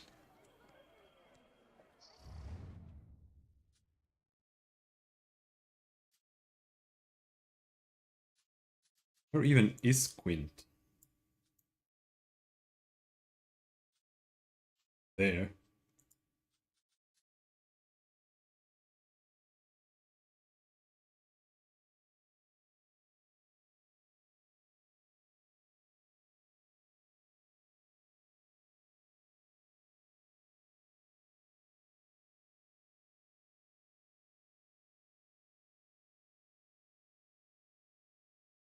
Quint spawns tomorrow at this time.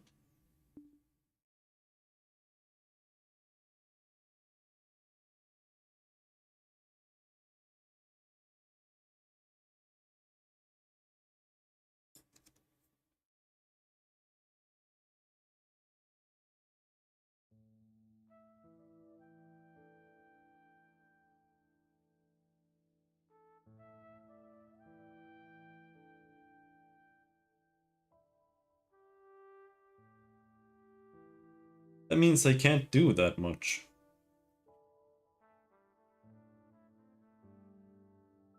Number 12? Didn't I just do that? What did I type? 15? How did I get 15?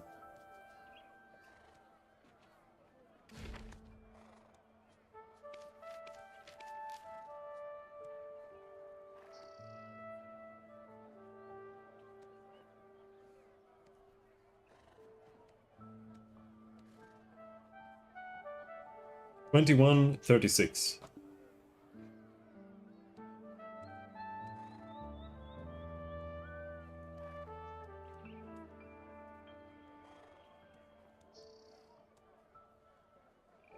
So 21, 27. That's 48. And this is 36. 21. 36 minus 21. That's 15. 28 minus 13 is also 15.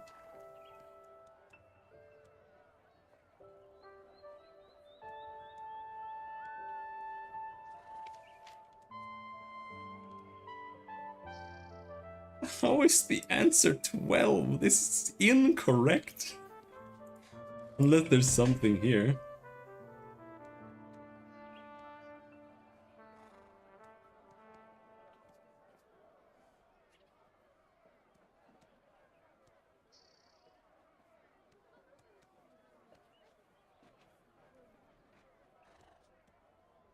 This would only be correct.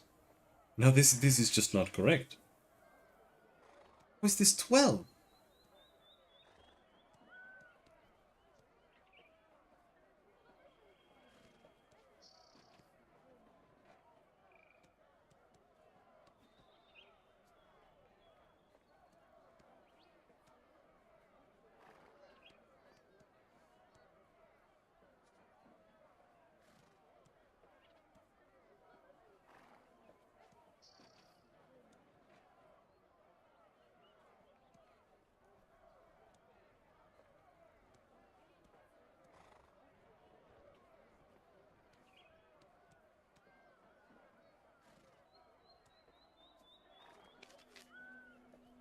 That honestly pisses me off.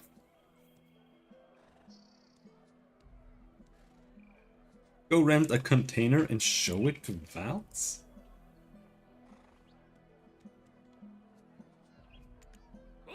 Who is Valks? In Calphion? I don't have 10 CP.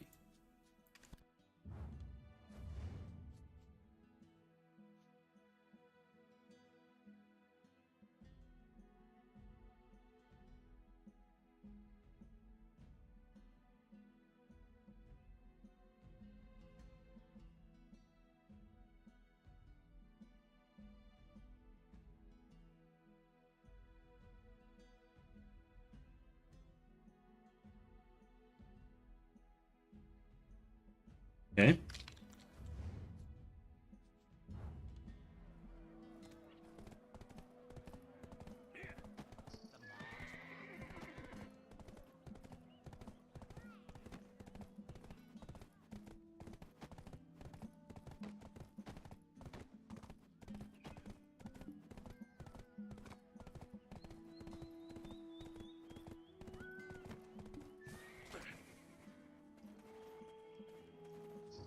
Caressing horses brings me a sense of peace.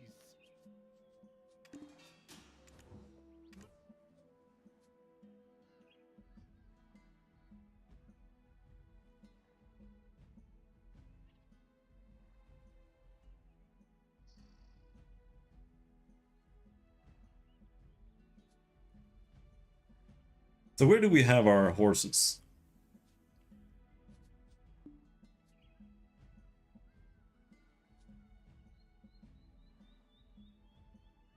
Man, I think it's just gonna have to wait. until we get Steve to level 30.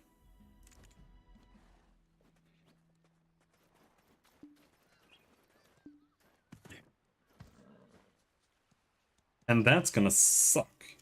Because, okay, here's here's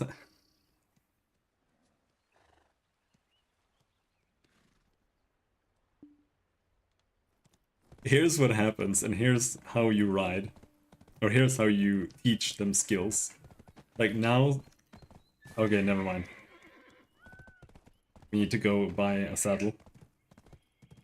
I have a saddle on one of my other dudes, but... I can't be arsed to find it, so we need to go buy a saddle. Cheapest saddle we can find.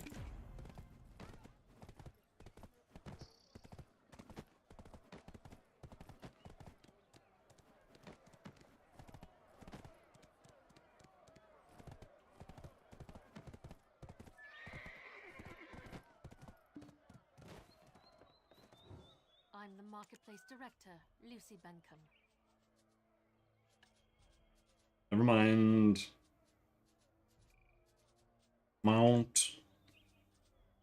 Saddle.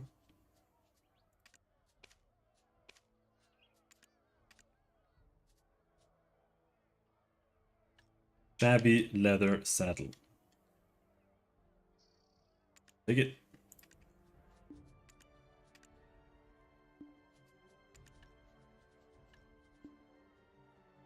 Did I sell anything? Yeah, this though.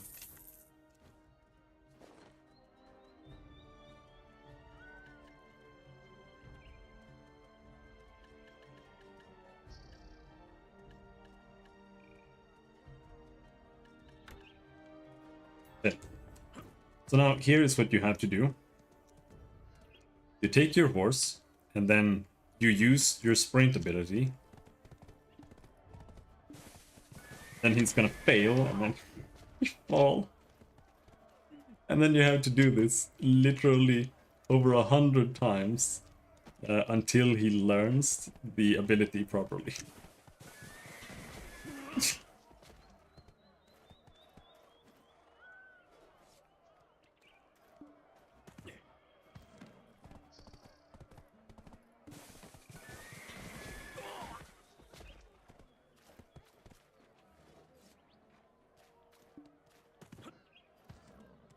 Okay.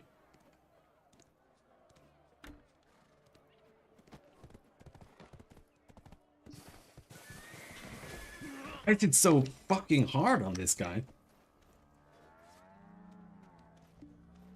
On my previous horse, like, yeah, it was like this, but you're supposed to be able to stay in the saddle. But here it's like super hard.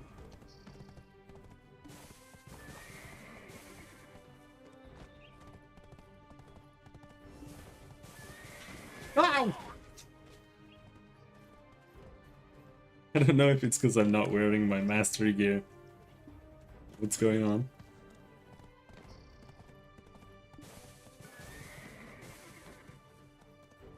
Yeah, so this is what you do.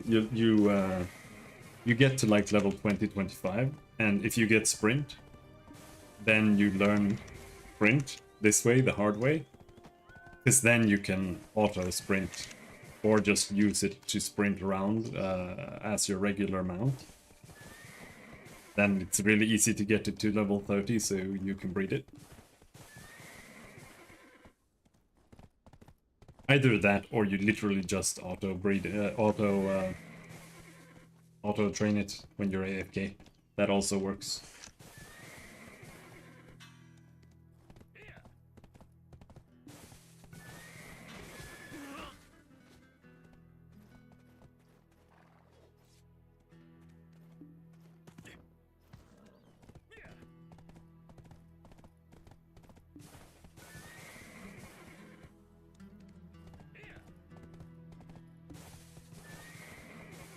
And the sprint keeps failing like this forever until you get to maybe like 80, 90 minimum. It does the check to see if sprint failed, like almost once a second when you're sprinting.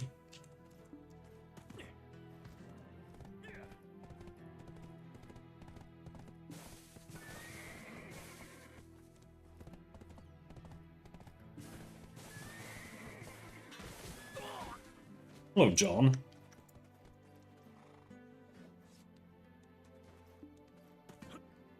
But this is what you do when you're not streaming, so...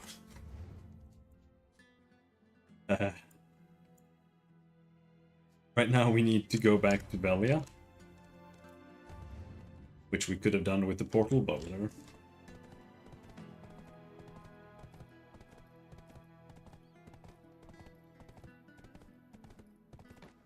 Oh yeah, I still have coffee.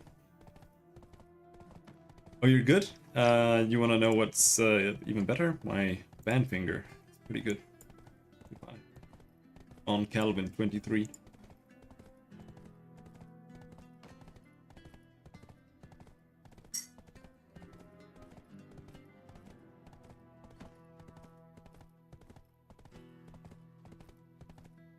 But this is also kind of what I like about the game. Once you're done with your grind, and you choose yourself how much you want to grind, then there's just a bunch of really, like, kind of chill things to do. That, like, they're really retarded, but you can do them. Like, just ride the horse. You can just auto ride a horse back and forth while you're watching TV. Like you're playing freaking Tamagotchi. And just kind of part of the game.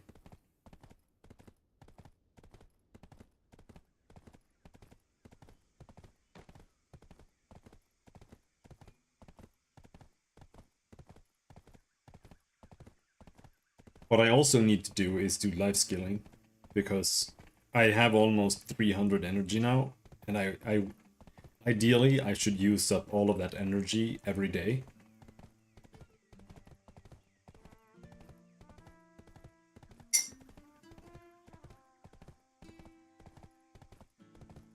But that is... it's just as much work as farming those monsters.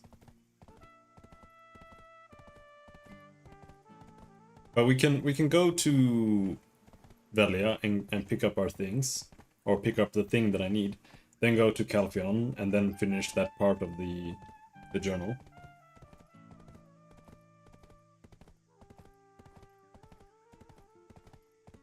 And then we can consider doing life skilling.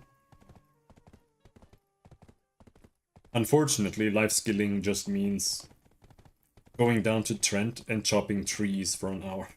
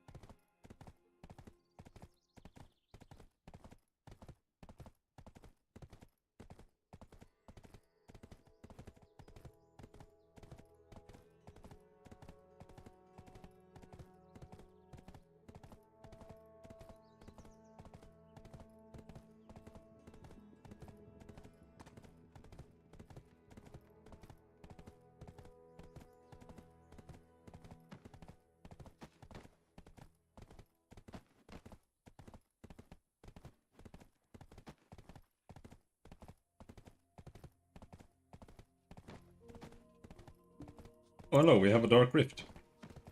Ronin. Oh, Ronin is on the other side of the world. That's what I like.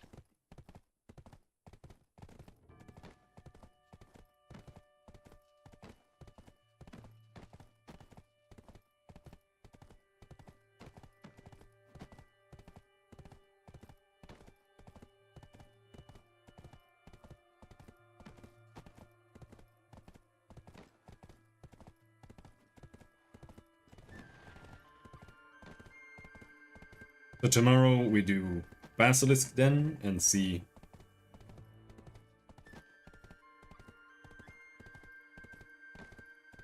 how that works out. I'm surprised that centaurs are still a thing.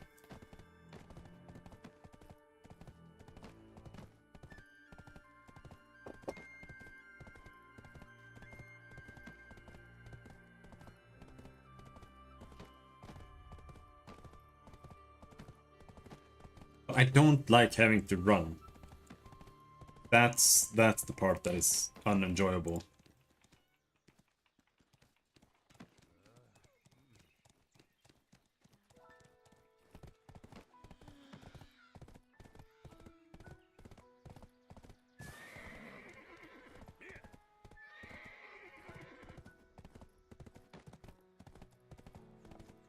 Oh yeah, need to go to my house, which is over here.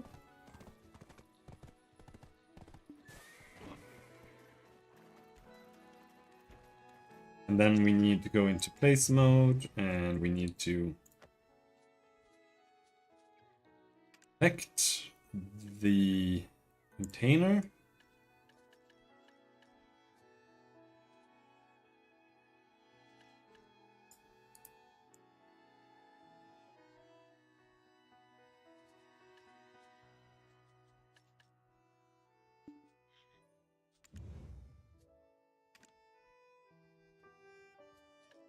You have obtained container. Now we have a container, okay. So now we go to Calphion. And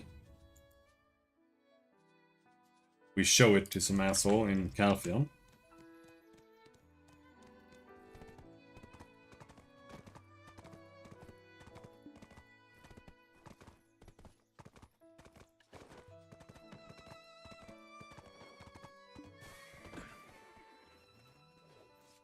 Let's go back down here and pick up our my life skilling gear.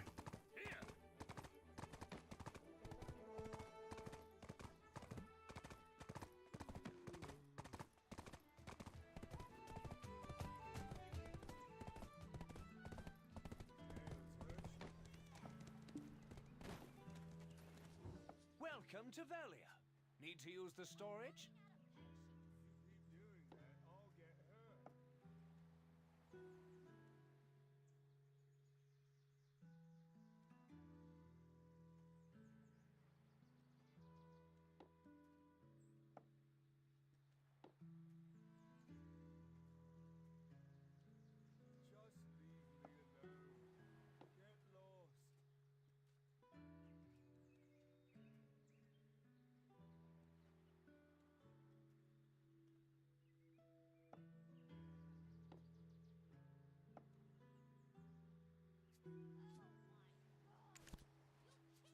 Put it down here somewhere, right? There.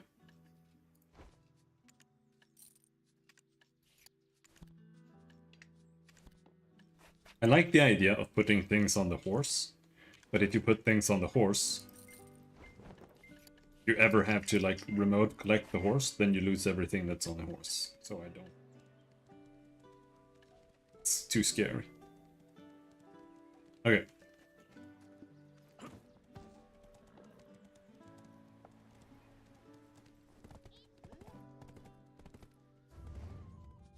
Back to Calpion. We have to see Valk. Valk, who is a Valkyrie.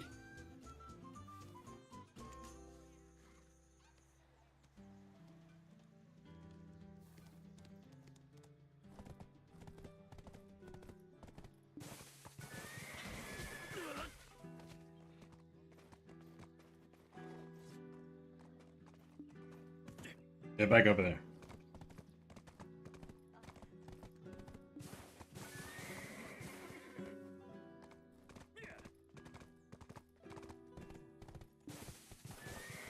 Oh shit.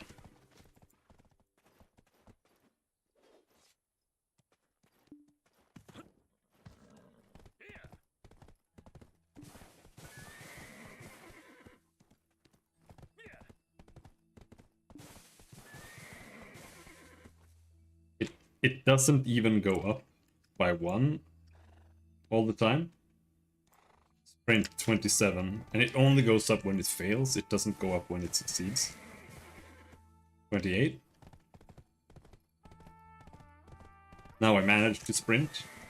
Didn't go up. Oh, we failed. No, still just 28. So it might be closer to like 200 times that you need to fail sprint to learn it. 28.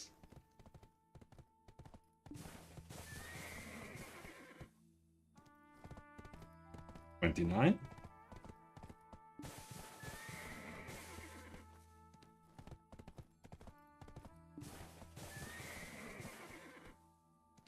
$30. But as soon as it stops being so violent with the failure thing, it's not so bad.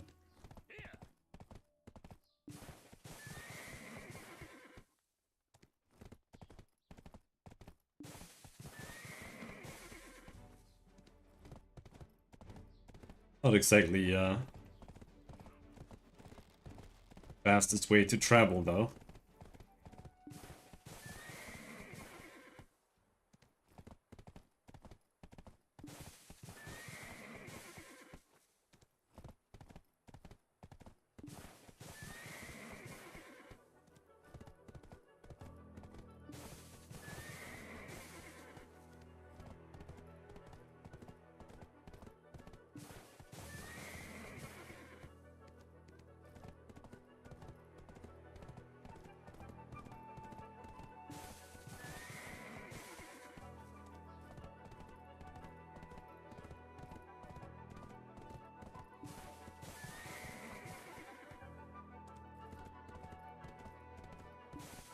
Very important we get Steve to maximum level.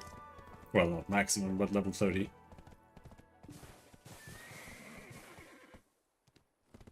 Because I need to breed tier 8 horses.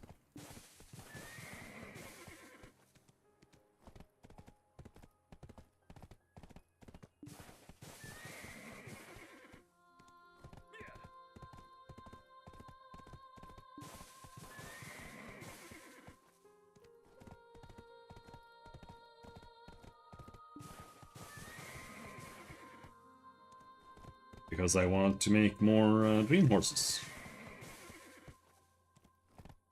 But there are dailies that I need to do that I don't remember to do. No, not dailies, weeklies. Because you need to get those feathers.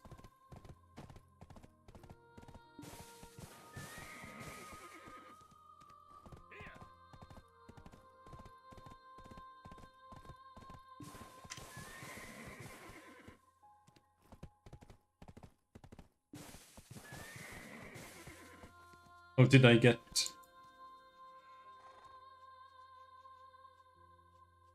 I think I got another ability, but I... Oh, we have double jump. Oh. No?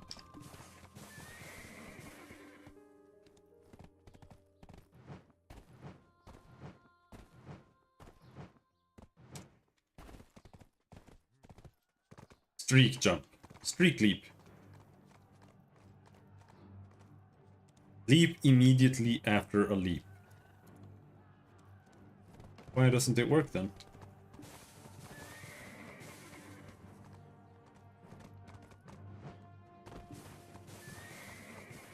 Is it because I have high jump? Oh shit.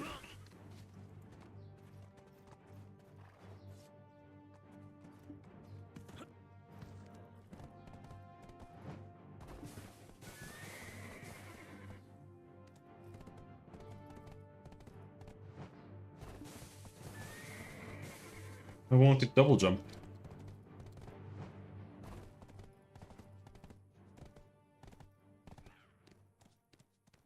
Requires stamina 60.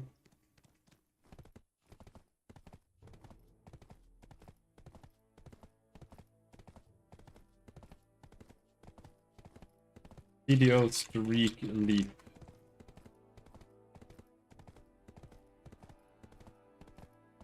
Doesn't work?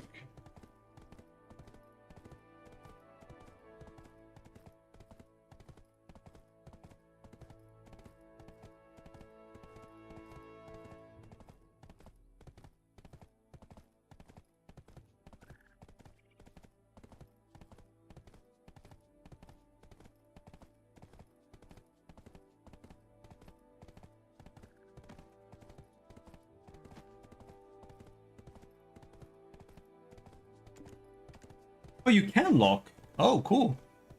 I was thinking about that the other day. Like, why can't you lock some of these abilities? For example, caution. Caution sucks. It makes the horse stop when you try to go down a cliffside. It's good sometimes, but most of the time it's just annoying.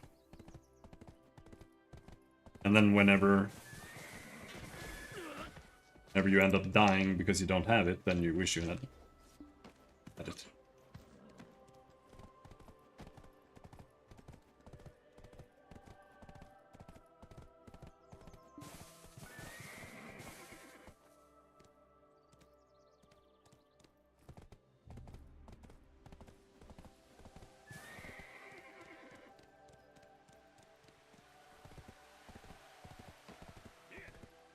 But we should turn on a course aurora. I think. No. I'll do that later. I have undivided No, here's a container. The bravery of Castilian family is well known +1 among all accuracy. Cool. Breed a horse. Beat Quint. Okay, so this one is locked now until Quint spawns. I think...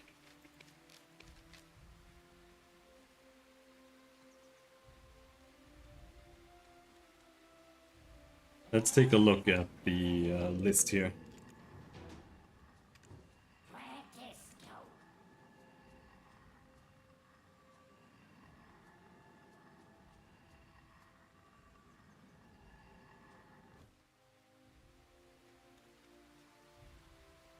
BDO Quint Igor Bartali.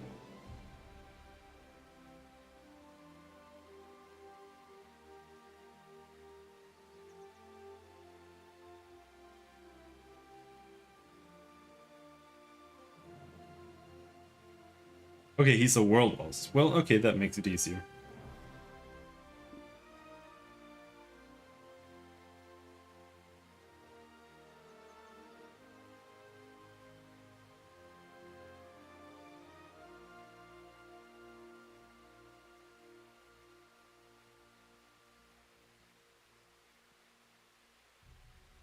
Yeah, Quint tomorrow at 22:15.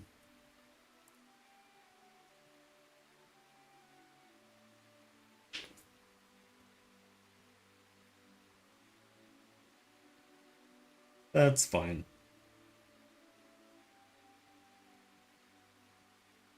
The annoying part is just that we also need to...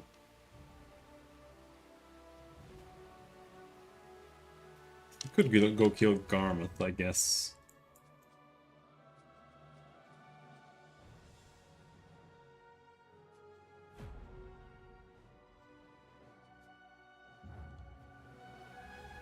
That's in 42 minutes.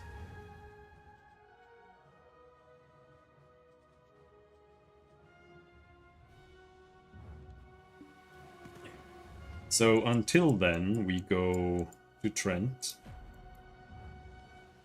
Chop some trees, I guess.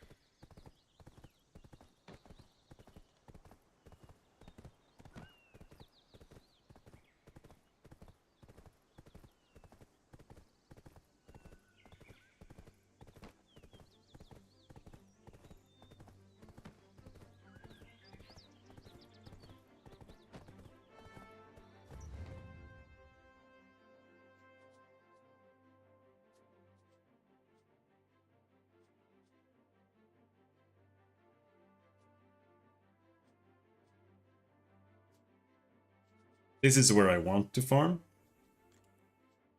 more than anything else. And this is where I absolutely cannot farm.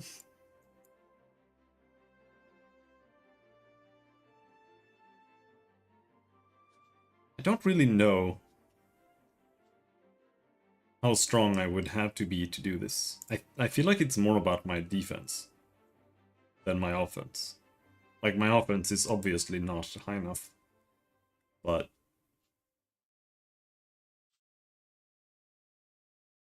the problem is that I get one-shotted.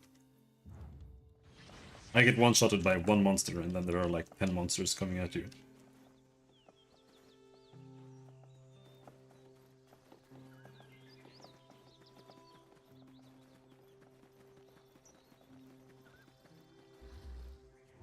Potions, I sell them, Cooper. The potions that I make. Everywhere. Kurita's affinity is unimaginable, Kuru.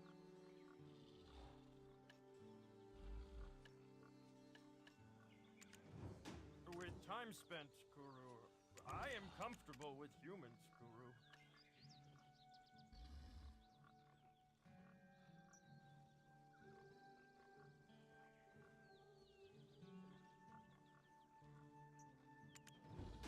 Human food is Go good. fetch some supplies. Human clothes Fur, are timber, melted iron shard, lightweight plume.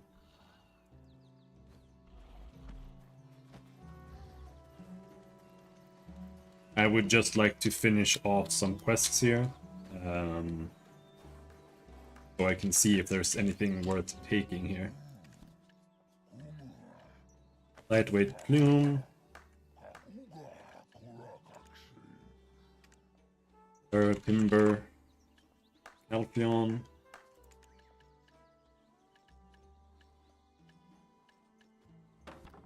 What's it, 10 of each? And then melted iron shard? Is that it? Melted iron shard, fur timber, 10 lightweight glue. Yeah.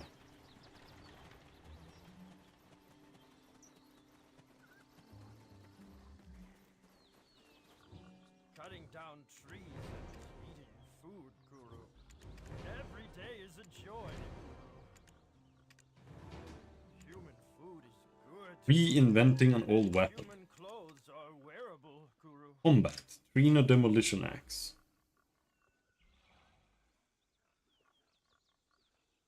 What's this?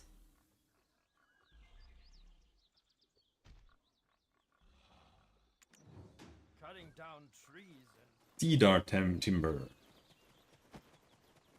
I think I'm gonna have everything because I have a lot of trash collected. Olvia.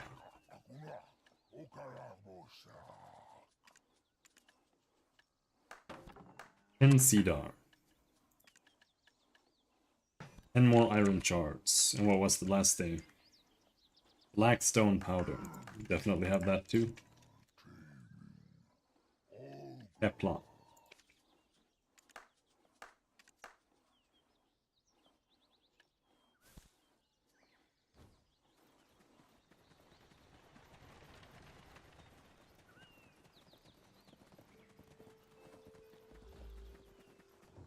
days that I ate humans, Kuru, are not missed.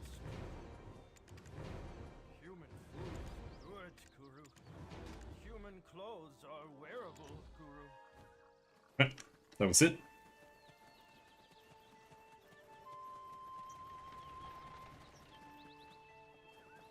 Are there any more quests to kill Trance? Rutums do not fear Eat Trance? man who take.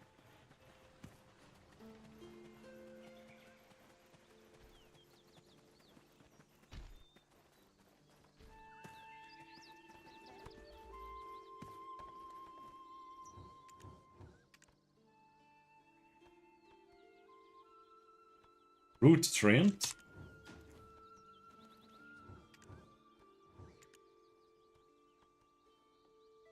Owl Trent?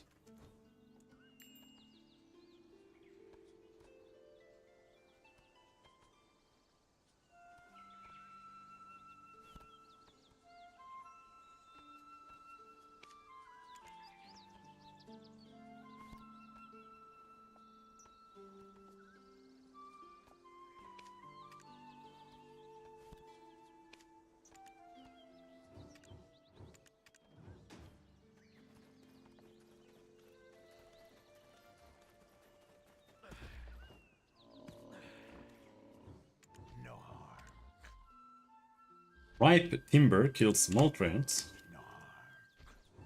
If it is difficult, go through it. This is the Rotom's philosophy. Being crushed. Distracted me. Go away. I don't have time for this. Ferocious weasel fur. Those also exist around there. Now what about this guy? This guy wants me to make like super some shit. It's our village that provides supplies to Trina. Alchemy. What about plywood harden?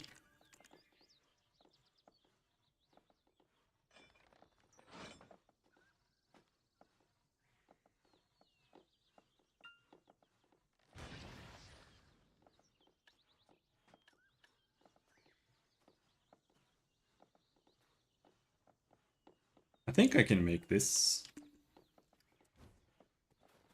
We have too many quests now. Let's just go and kill some trants. But even more, let's go chop down some freaking trees. We want seafood. No. Use the wrong food. Want this one.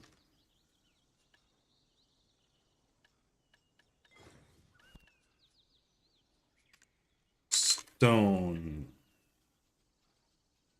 You want...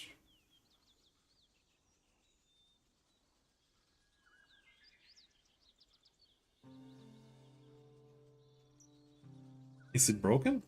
Or what is it called?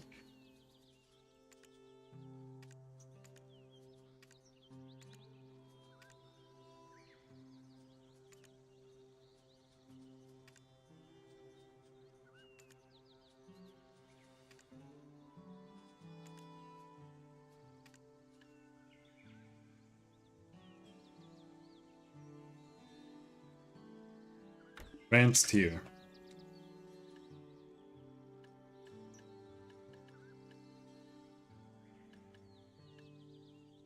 Now, where are my gatherer's clothes?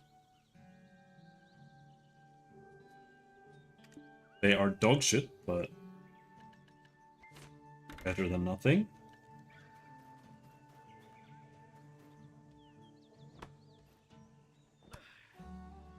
I need... We got 2 logs. And I need... What was it? 25 to 100,000 logs.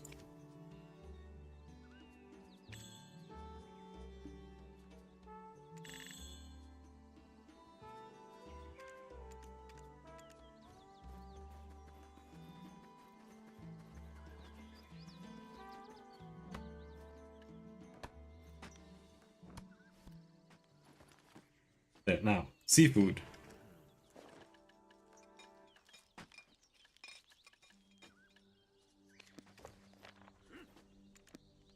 And we also want to pop Boogar thing.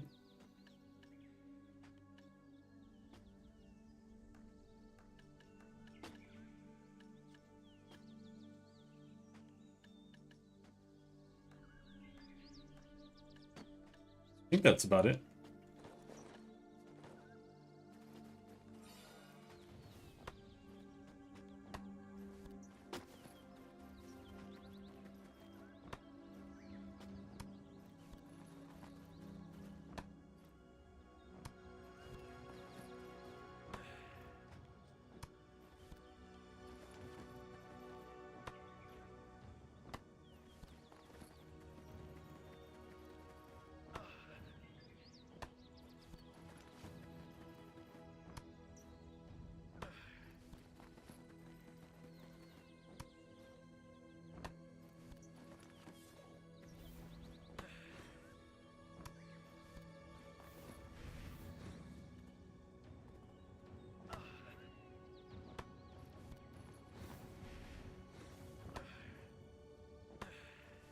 What do we have here?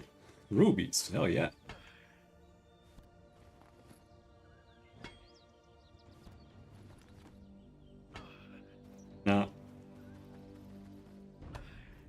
Take the rubies, but let's not start digging rocks or my inventory is gonna explode in like 1 second.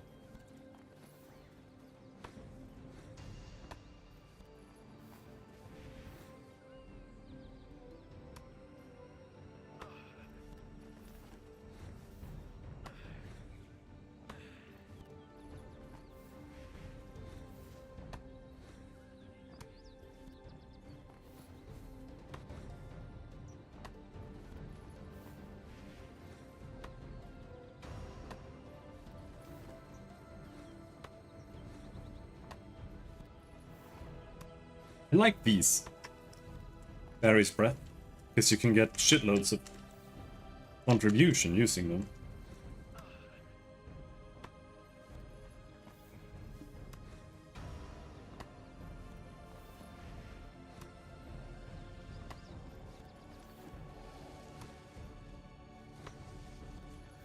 Right, time to start killing Krants. I don't know if I need to go even further north. Hopefully this is enough. We need to kill owl Krants as well. See some targets there.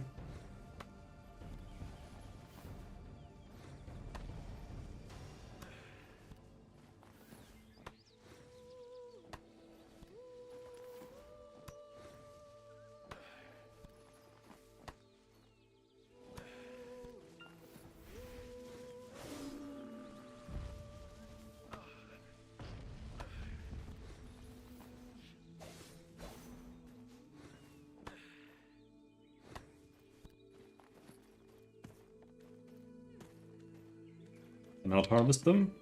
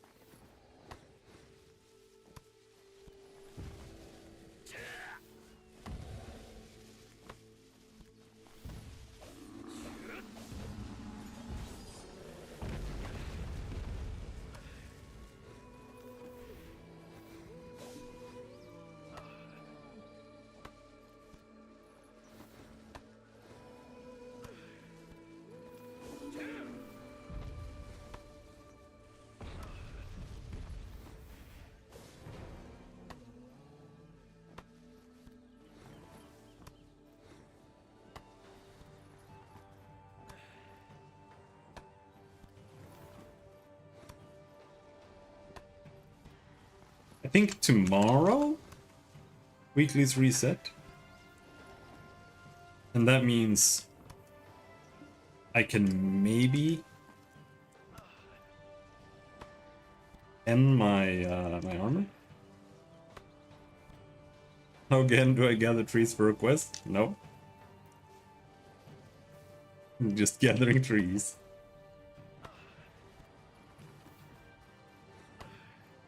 I'm trying to...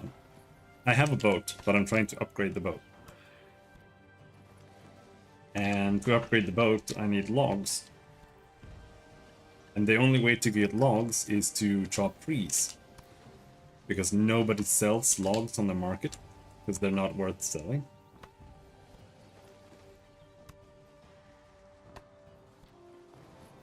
So I'm chopping trees. For every tree I get 2 to 4 logs. And I need 100,000 logs.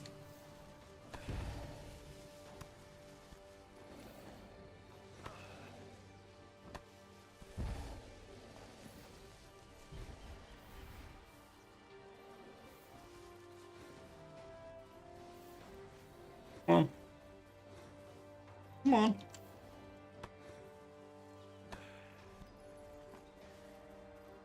Everything in this game is very, very, very long term. So I'm kind of just seeing it as I'm just using up my daily energy.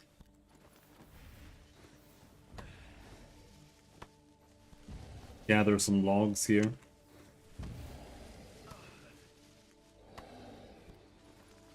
And I'm also leveling the skill, so eventually I think I will get more logs. It'll go faster. Now, if it's gonna go a lot faster, that is another question that I do not know.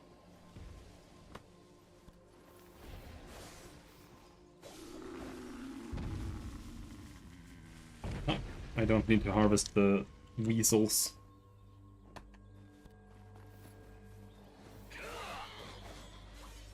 The other thing that I wanted to do, it's not a quest exactly, but it is a quest. Like you have these things called adventure logs, and there are a bunch of different books here. And in the book, there are like little achievements. And when you finish that achievement, you get a reward that is like a power-up for your entire account. Like all your characters get more AP. You get more inventory slots on all your characters, etc. That's what I wanted to do. But I have to wait for a boss to spawn, and it spawns tomorrow evening.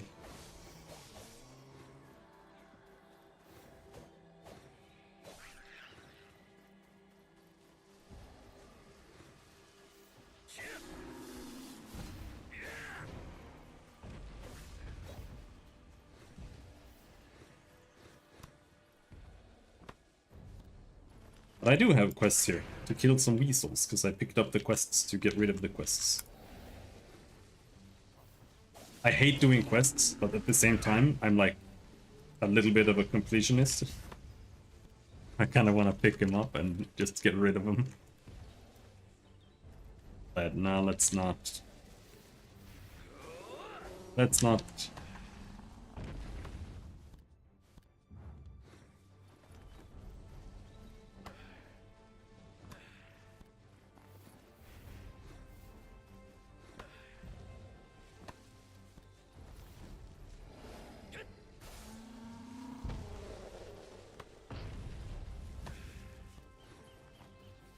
There's also knowledge, and you get knowledge for all kinds of things. There's like lore knowledge, there's knowledge about crafting recipes, there's knowledge about monsters. So, and the more knowledge you have, the more energy you have. So the completionist thing where you can go around and you can do quests for it, you can grind monsters for it, you can craft things for it. See, now I got C rank knowledge about owl trance. And then you can also work towards getting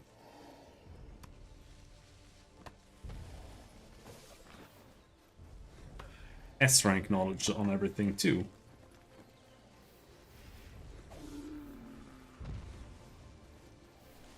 Which is a lot of work sometimes.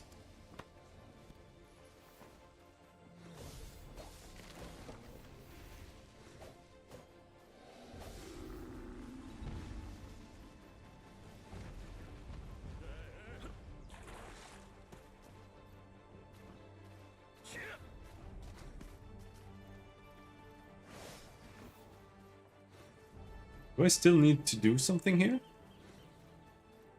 There's like points here. Okay, yeah, I need to kill those.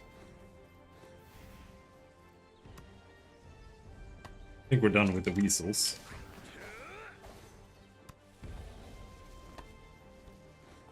It is very lame. It's also an issue, because you can't tell if you've been there. But this game is 9 years old, like, it's not actually well made at all. It's just like, it kinda feels a niche.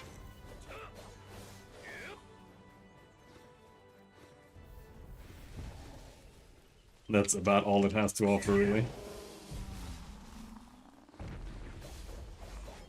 Thankfully for me, right now, that's enough.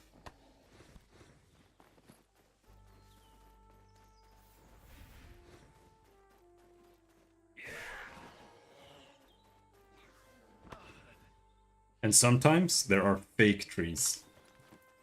They never have anything in them, so you can't harvest them. but they're still there. So you just run up to them, and then there's nothing there. Super annoying.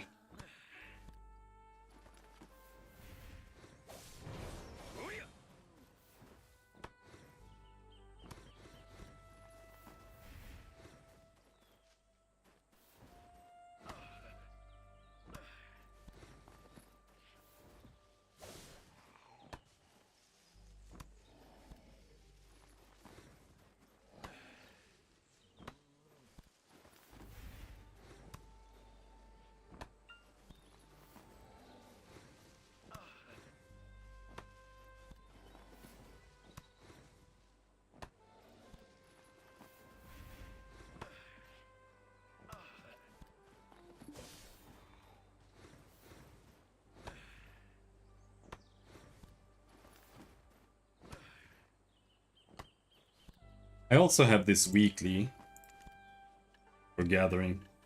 Gives you some crap here. Not exactly anything that's that worthwhile though. Craft Secret Book of Florian.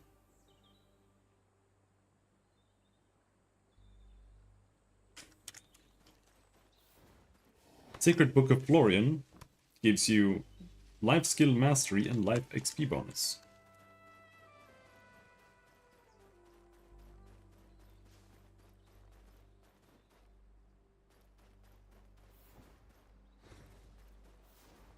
But I've done all the quests. So let's chop our way back to town. Oh yeah. I was actually gonna maybe go do Garmouth. Garmouth spawns in 15 minutes. So let's chop our way back towards Garmouth. Or towards the damn it. Have I really been all the way here? And then we go and kill Garmouth.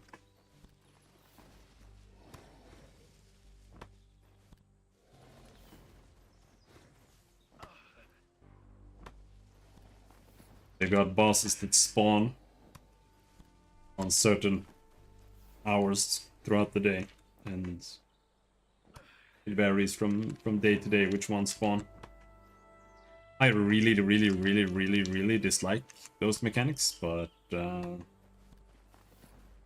it's what it is. You don't actually have to do it.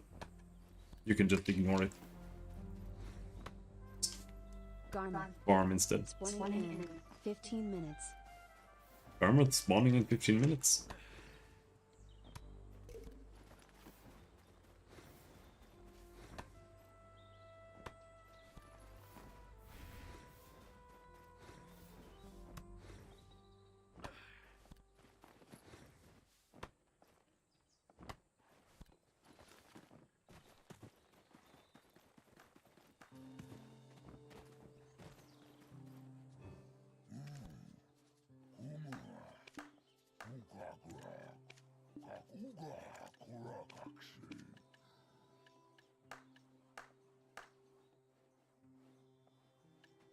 There.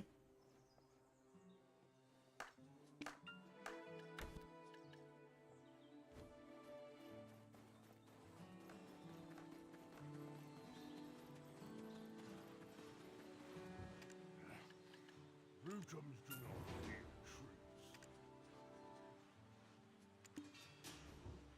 Weapon time.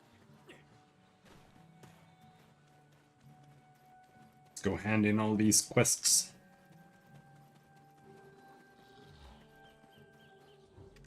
Kurita's affinity is unimaginable.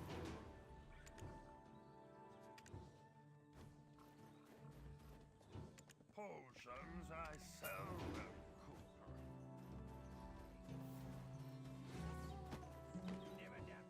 Doing quests actually gives you CP as well, contribution points. So even if you're like max level, it's not entirely useless. Because you use the contribution points to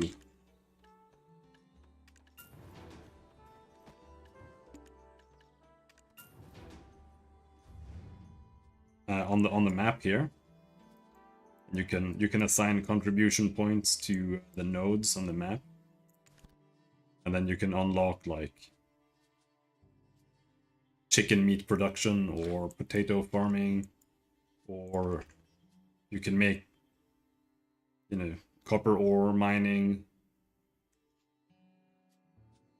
They can farm alchemy materials for you and stuff like that. And I kind of enjoy that system, to be honest.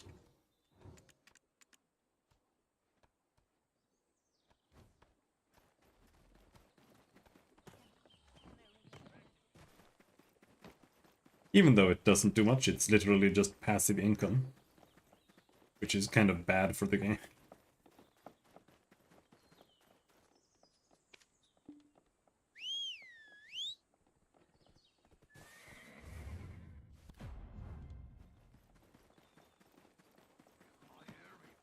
Because the game like shoves silver and items at you all the time. Passively, like literally for logging in you get silver. And the only reason the game still actually works is because they've got like market communism.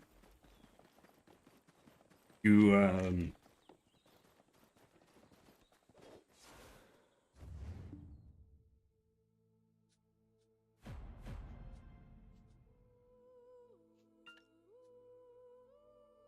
dude, it's like almost the same distance to just run there, isn't it?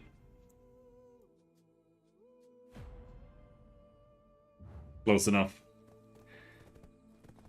Where you can't set whatever prices you want on items.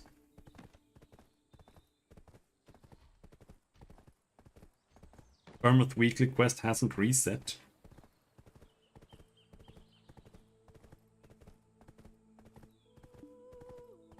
Oh, okay.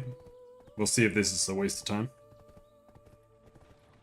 Not sure we'll get there in time with this mount speed.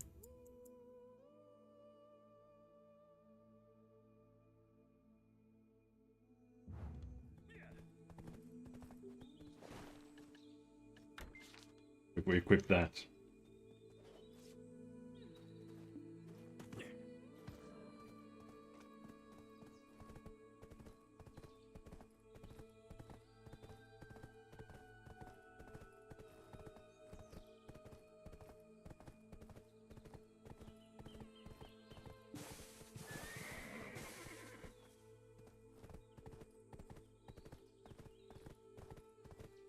I don't know if this is faster or slower. Like just sprinting and failing at sprinting.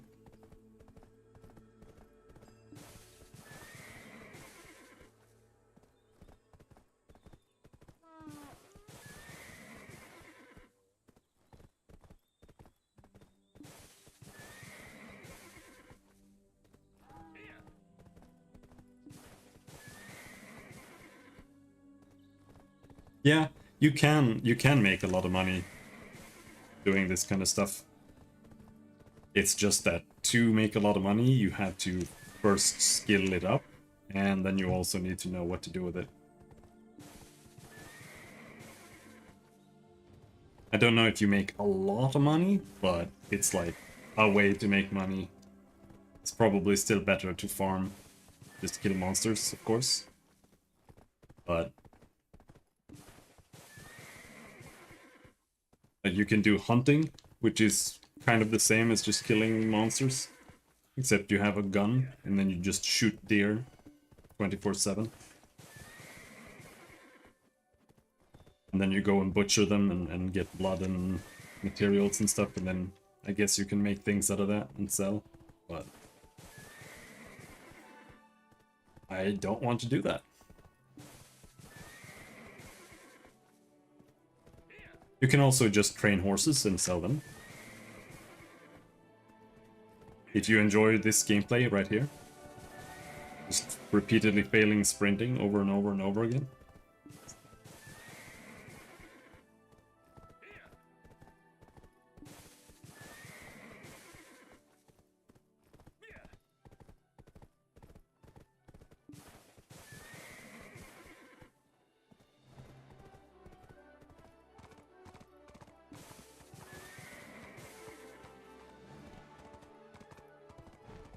You can do alchemy and herbalism kind of in this game too. But from what I've been told, alchemy is one of the worst ways to get money. Or, well, maybe not one of the worst, but it's like bad until you can properly make the absolute best stuff, I think.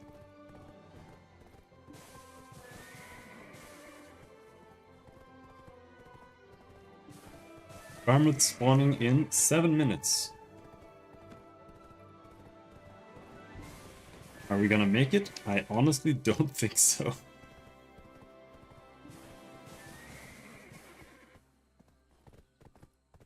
What I kind of wanted to do was just farm and like sell boats, but then I realized that the market is locked to certain prices, so none of the boats that are actually like easy to make are worth making for profit. Like the easiest boat sells for 500 million on the market.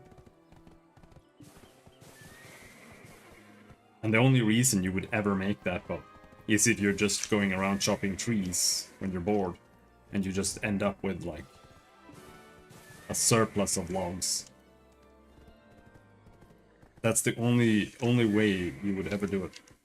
Because otherwise 500 million silver is just like an hour or two of killing monsters. Compared to literally weeks of farming, months of farming.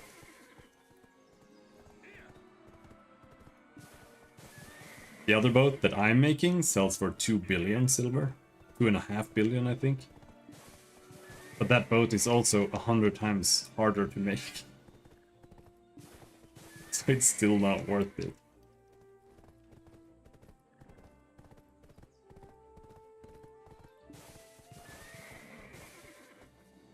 And that's kind of what I've been saying about the market in this game. That it feels less like a way to make money and more like overflow for all players. Like if you get something and you don't need it, then you just put it on the market, even if it's not really worth putting on the market. Because it's just not worth enough money for any effort that you put into getting it or making it. Garmouth. Which is 20 and 5 very minutes. bad. Like, you don't want the game to work like that, but that's the way it is.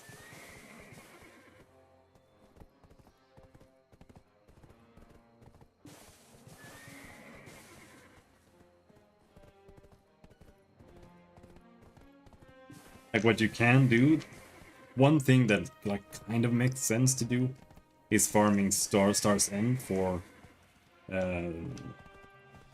distortion earrings. And then you can try to upgrade them. And that's a gamble.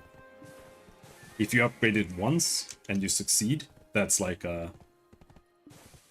I think it's like a 20% profit.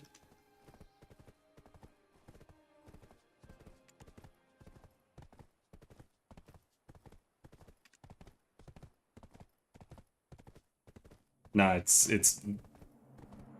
it's barely even like 10%.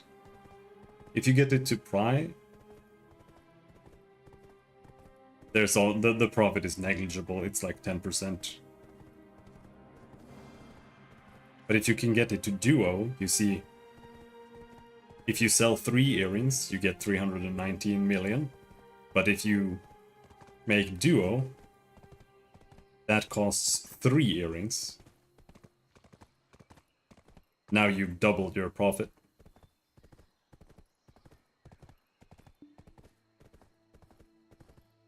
So if you can do this reliably, I kind of want to try doing this. That's why I kind of do want to farm Star's End for distos. Because I have so many of these here. Plus 40 Valks and plus 20 and 30 Valks. That I figured that would be a good way to maybe gamble, but I don't know if plus 40 is good enough to make like duo reliably.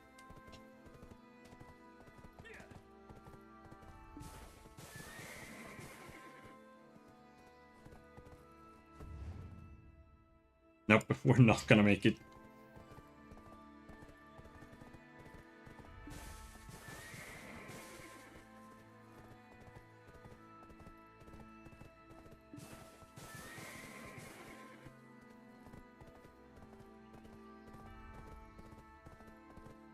Maybe if we get some good sprints in here.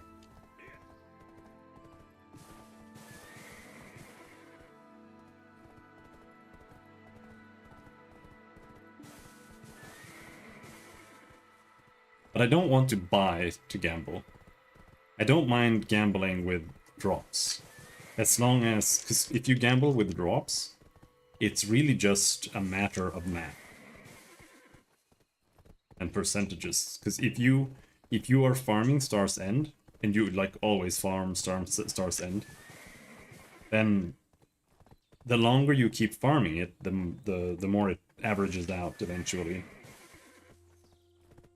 The RNG. So if the RNG for upgrading distos to duo and selling is favorable, then eventually you'll just profit on it. But I don't know what the values are.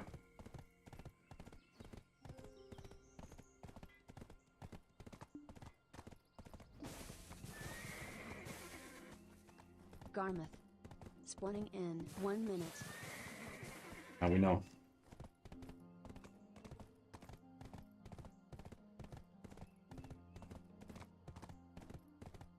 This is what I get for bringing this piece of shit horse. But soon Steve is a real horse.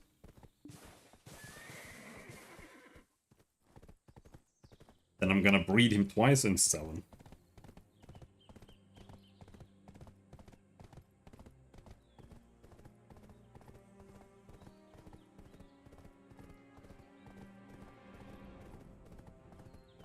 I don't know if males are breedable more than females.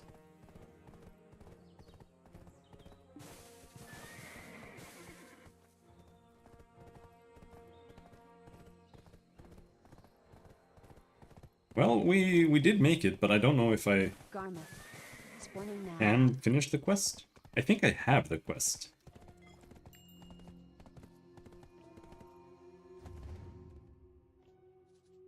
Or I don't. I'm not sure. Oh, I'm on the wrong server regardless. Let's go here.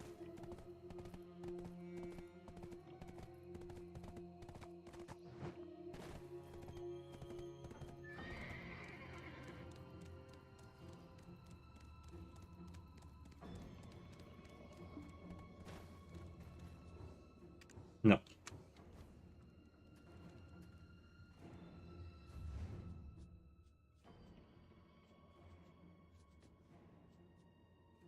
Alright, so we went here for no reason. There's no reason to switch server then. Alright, let's run back. No, we don't need to run back.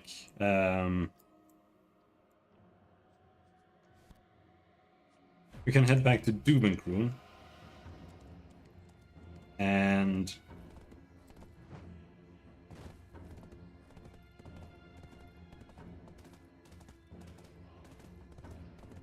we can chop trees here. We don't actually have to go down there to chop trees. I already have all the pine that I need. We can chop some other trees. I don't know what you need for things. There is teleportation, yeah. But I just didn't feel like using it. Because the distance to the teleport was almost as far as running. See, we were here in Trent, and the teleport is here.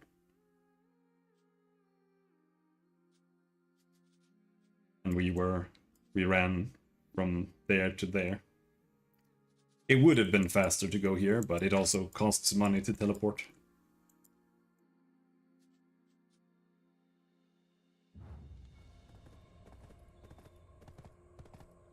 Not a lot, but it does cost money.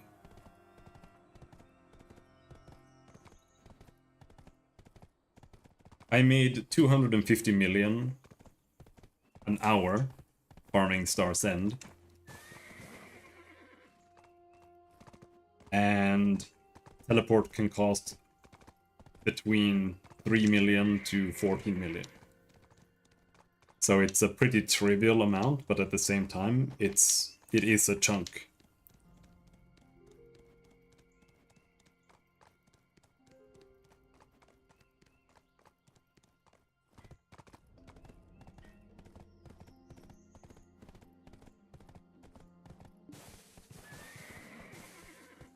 So now,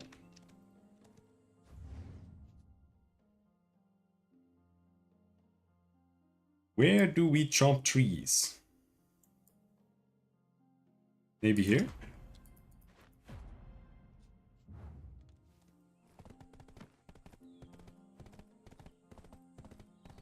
I actually don't like that there is a teleport. But the teleport is restrictive enough that it kind of is okay. But I don't really like that kind of stuff in an MMO otherwise. Flying mounts and teleports and all of that. I think it kind of just cheapens the world.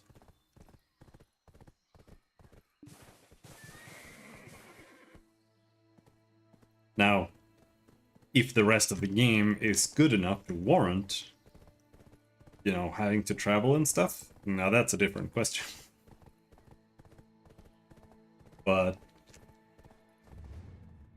I think there's an important psychological aspect that is lost if you make it easy to travel. Final Fantasy XIV has that issue. The world doesn't feel like it matters. It just feels like you're playing a console game if you're playing Final Fantasy XIV. It doesn't help that all the zones are tiny, because it is a console game.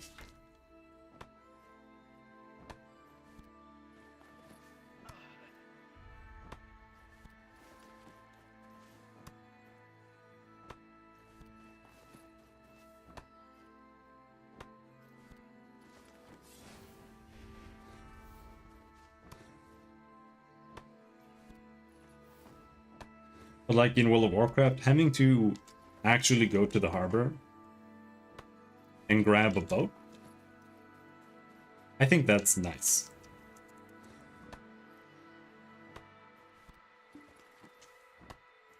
But there's issues with everything. Because now if the game is about going to dungeons and, you know, meeting up with people like on the other side of the universe, then the fact that you have to travel becomes a drag.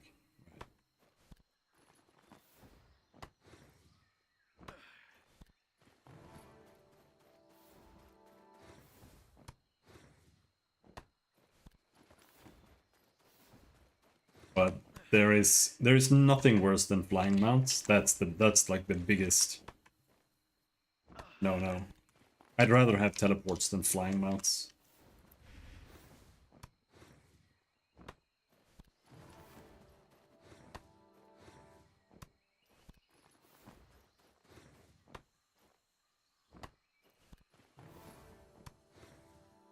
Ooh, we got a lightstone.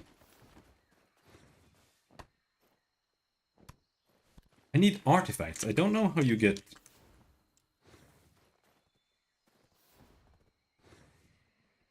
I also want more mounts. Like, there are only horses, pretty much. Ion's flying doesn't ruin the game, but WoW's flying is dog shit. Final Fantasy XIV's flying is also bad. In Ion, you can only fly in one zone in Ion, so it doesn't really matter. And that zone is awful.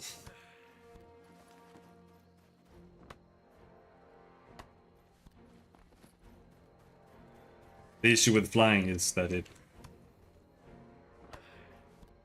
when you have flying in the game, you might as well just make a button that's just like teleport me to content. Because now, like, the game doesn't matter anymore. The world is irrelevant. Nothing matters. You're never gonna see the world again.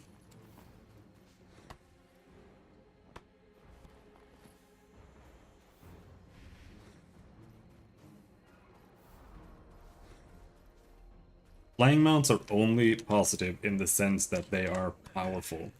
And it like makes it easy to travel. But it just absolutely ruins the game.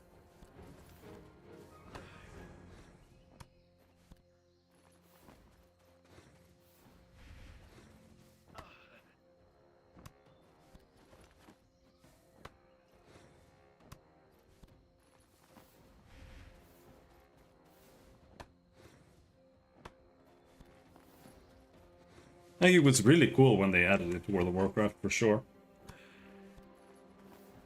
But it takes like 10 years of actually playing games with flying mounts to realize, wait, this fucking sucks.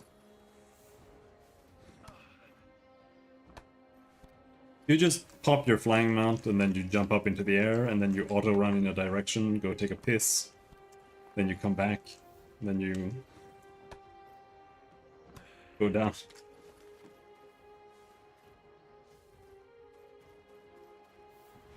Or if there's PvP involved, yeah, it becomes like the ultimate ganking tool because you can just fly. In WoW, that's a huge issue on PvP servers. You just fly above somebody until they pull a monster and then you go in and kill them.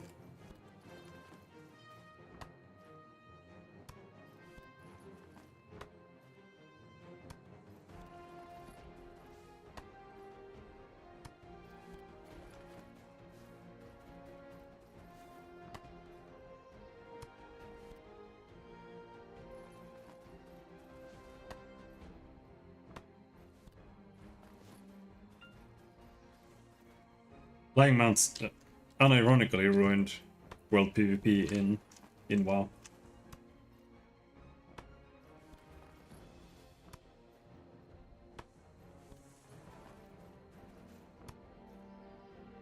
It takes like 1 second to mount and fly away, and then you can't attack them anymore. It's even worse with the druids.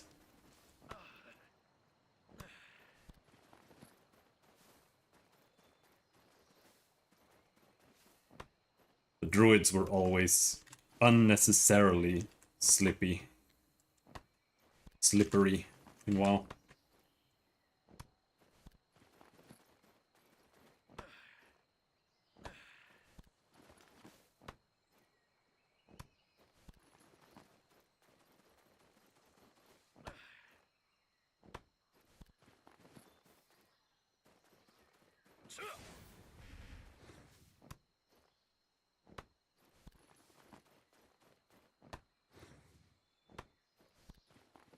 I just think that MMOs shouldn't be introducing mechanics that bring you away from the world. Because the world is the game in reality. So, like, either you make a game that's just dungeon spam. Like, just make a game that focuses on doing dungeons.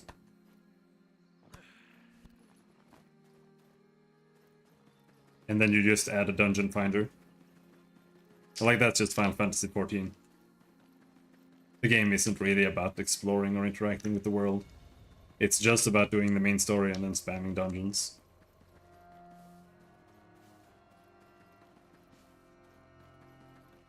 But if you want to make a game that is like an immersive RPG, MMO, you know, an MMO RPG,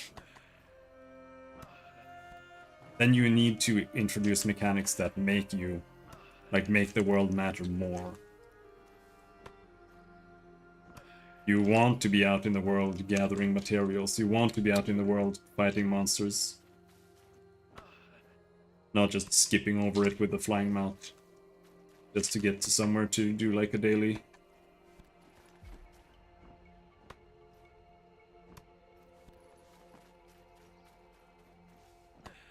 And that can be as simple as just making sure that, you know, the money per hour is good enough for just being out in the forest picking herbs or whatever.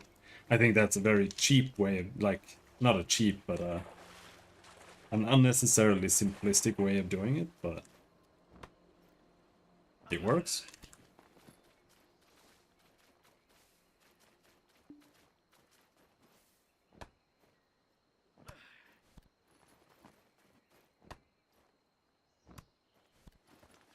And that's the issue with this game, like, it's just not actually worth the gather time that much. From what I understand, if you want to do alchemy and you want to make your own potions and stuff, then this is very important. You have to go around doing fluid collection on certain trees. You need to hunt animals and get stuff there.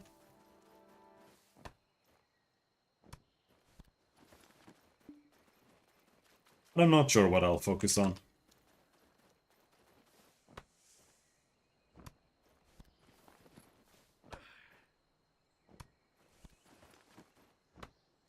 I don't really like having like 20 potions in my inventory to use, but it might still be nice to have one potion that's really good that you use all the time.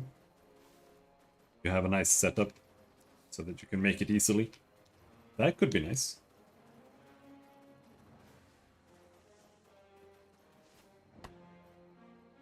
I don't know what kind of potions you can really make.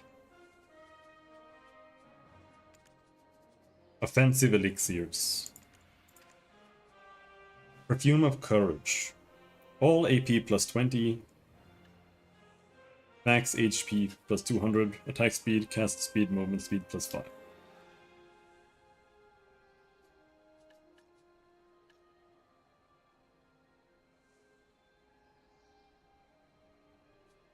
AP bonus.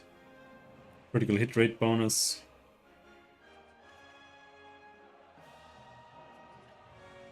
This one lasts for 20 minutes, which is like okay, but it also means that you spend almost 50 million for farming for an hour. So this 20 AP better help you make 50 million, which it's not gonna do. Which is also why I feel like this is a waste of time. This one though, the Frenzied Rod, it lasts for 15 minutes. And it gives you 12 accuracy, more critical hit damage, extra AP against monsters, HP recovery when you hit things, but it also gives you reduced defense. And this one is pretty cheap. So I think the Frenzied Rod is like one of the potions that might be worth using. Or this one, Beast's Draught. It gives you a little bit less damage, but instead of reducing your defense, it gives you damage reduction.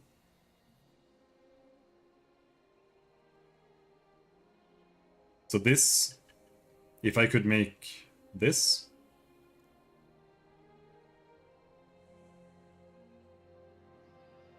that could be worth it.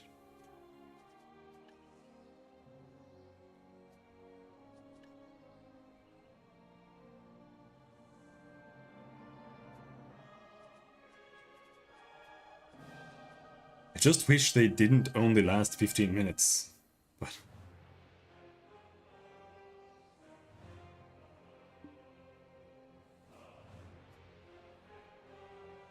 let's write down.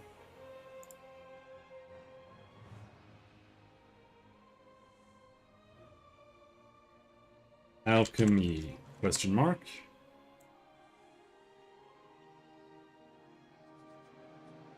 Giant straw, no, beast straw.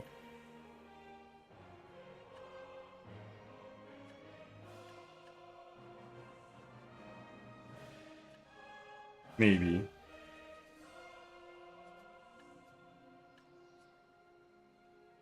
Beast raw? Question mark.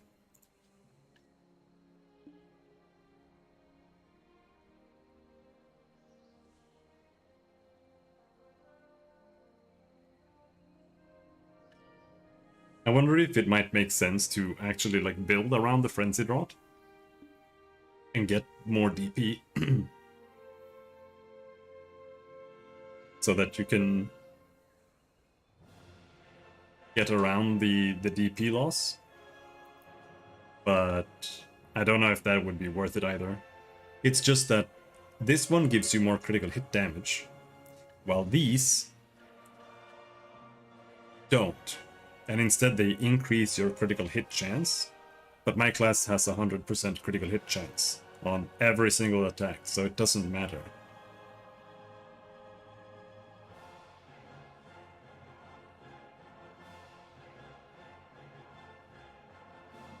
Frenzied Rod of Corruption. Why is it called that?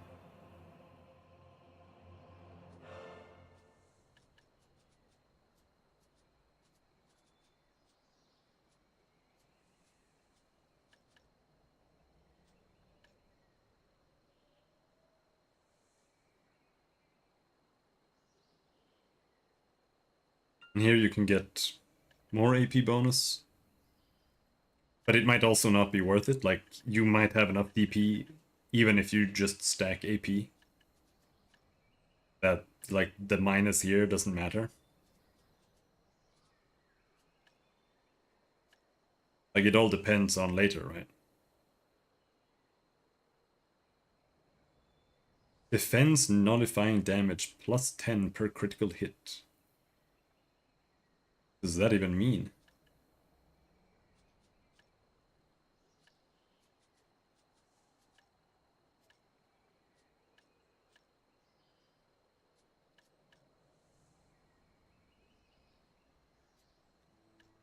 Here you can get more critical hit damage, which would be really strong as well.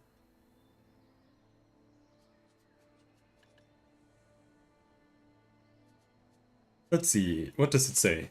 Back attack damage. No. This one. Elixir of Sharp Detection.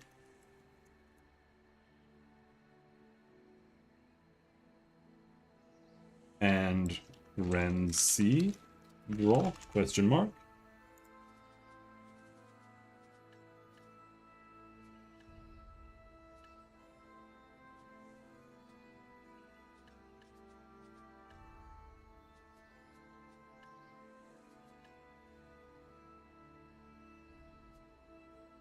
Because here's the thing.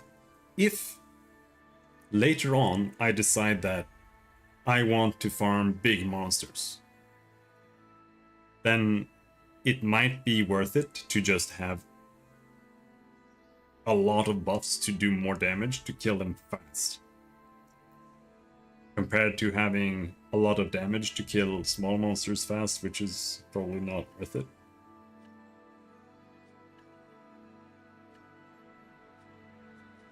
Because you can get like almost double damage if you stack this kind of stuff properly. But there aren't that many interesting potions.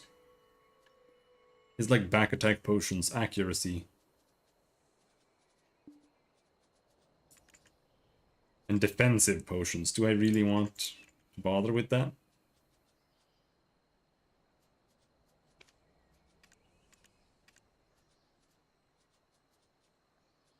Corrupted armor. You get minus AP.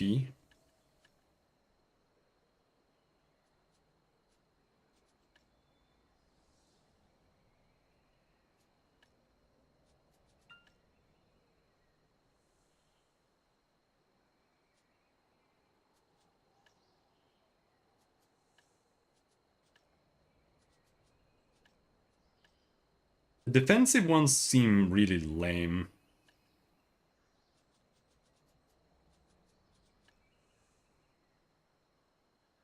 You'd have to use something like this. But they are way too expensive.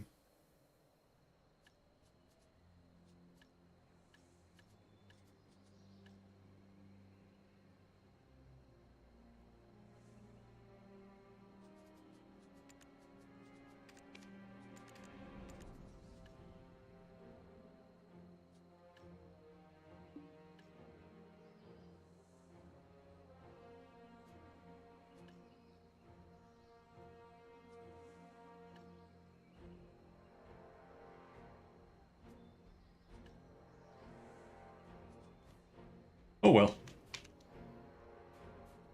What is this? Crabs?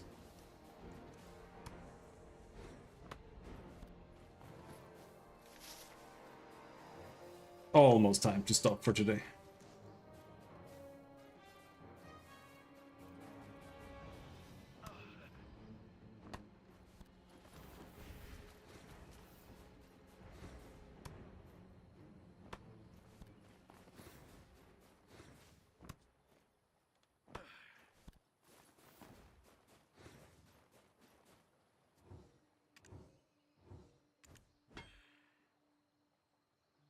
Now there's a chest here. I think I have a gold key. I do. We got nothing very good. Got a bunch of fruits. And some crystals. Well. I'll take it.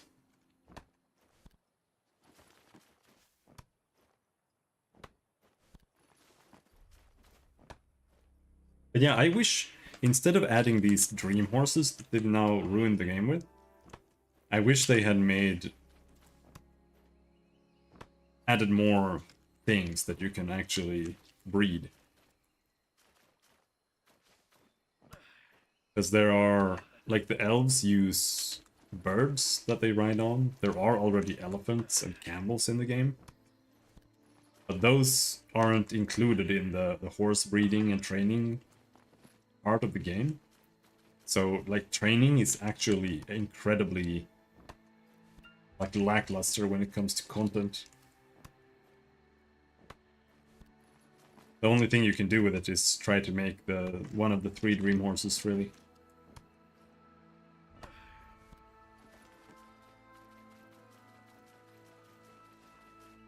Because they could have made the birds work like the Pegasus and be able to, like, glide and stuff.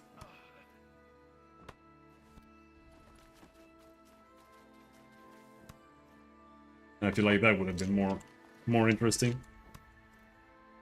And just keep horses as horses and just keep them, you know, make them faster, but they're not able to fly. Well, not fly, but glide.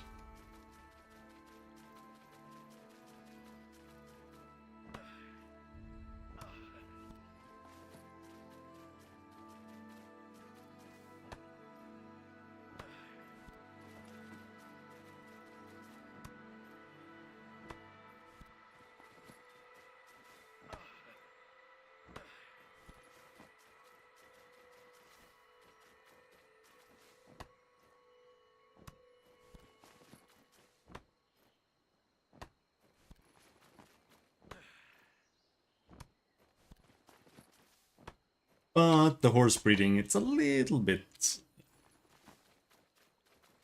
of a DLC system.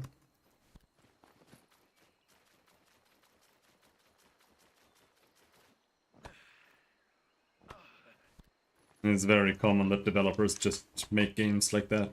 They're like, this feels cool. And then they just make something that feels cool. Because it's like a cool concept that they like. But in practice, a cool concept isn't a good game. It's just like a fun thing.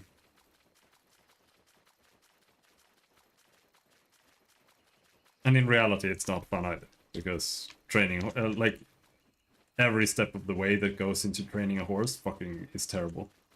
Like, it's just awful. And there's no gameplay involved. In Final Fantasy XIV, at least crafting has, like, button presses and stuff. Like, it's actually thing there. Is there a repair guy close by? No.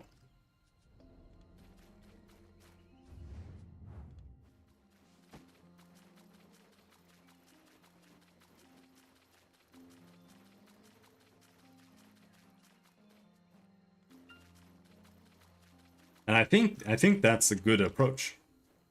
Like the crafting in Final Fantasy XIV isn't bad. It's just too predictable. Because you figure out how to make an item and then you just automate that. So it's again, it's just ruined.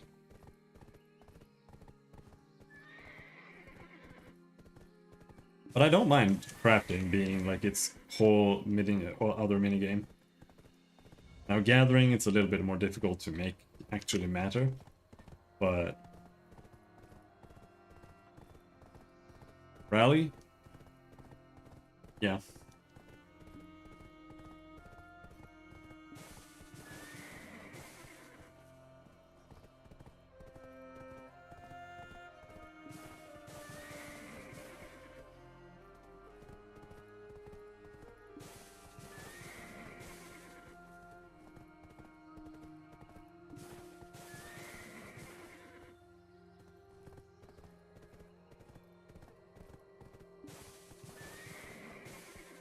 Where the hell are we going? Jesus Christ.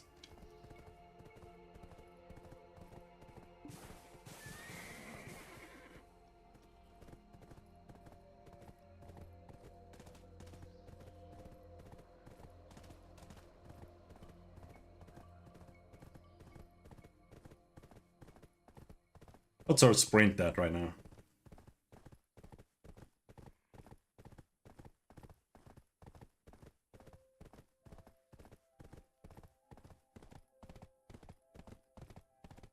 It seems pretty good now. 83%. God damn.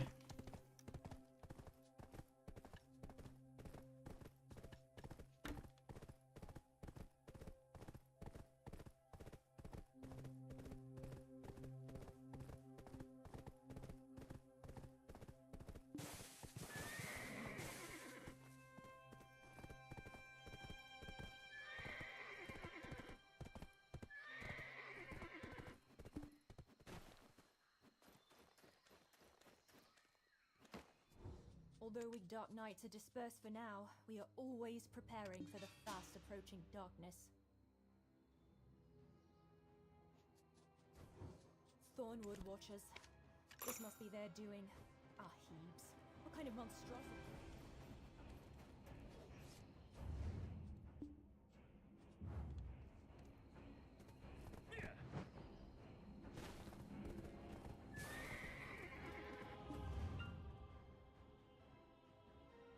This is not a great place to harvest. There are really angry monsters around.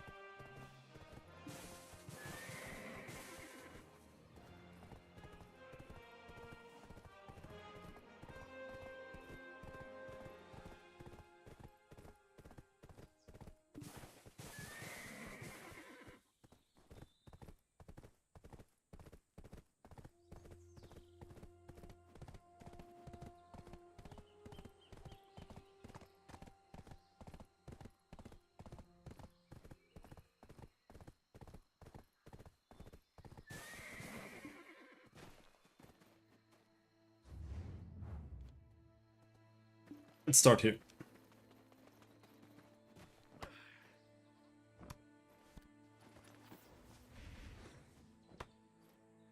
The training part of the game could also be expanded to like this animals. Like animal husbandry and getting resources that way in the same way you do farming. So I think you can already kind of do that. I think you can have like cows and stuff. But I think it's literally just you put cow in farm, get milk. It's not like you get level up cows.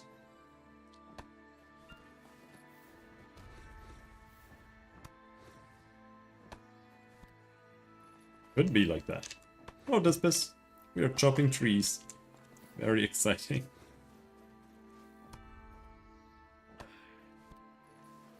It is about quitting time.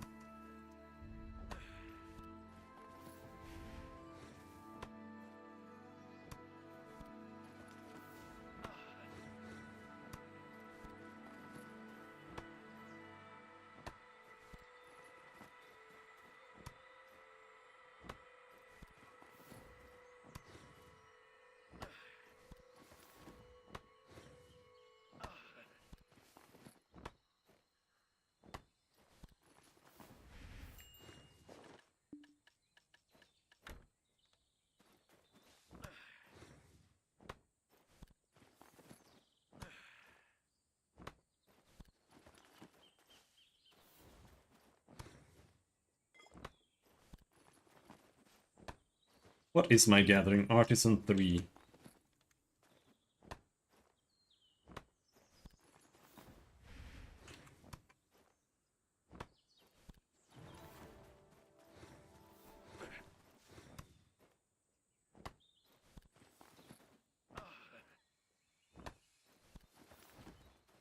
But yeah, I'm just gonna go gather and then I'm gonna go and sail, because I have a sailing daily, which means you go and grab it, and then in 30 minutes you have to go and deliver a thing to an island. So then you hop on your ship and you set it to auto sail to that island, and then you watch some TV.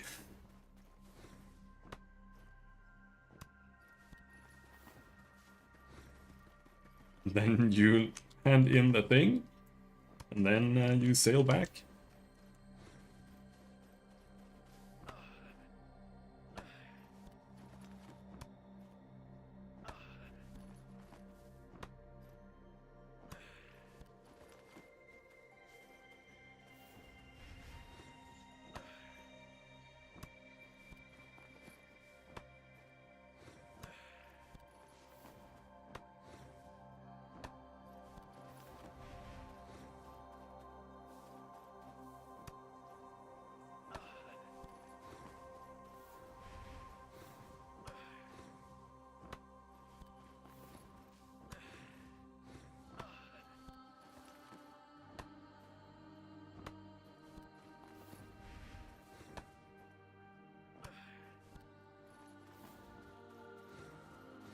Tomorrow we are going to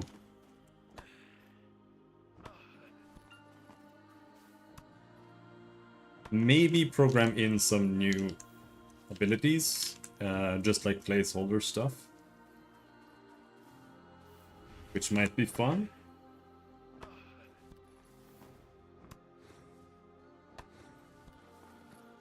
Because I want to try getting conditions to work, and I want to get conditional ability functionality to work. It should be really easy.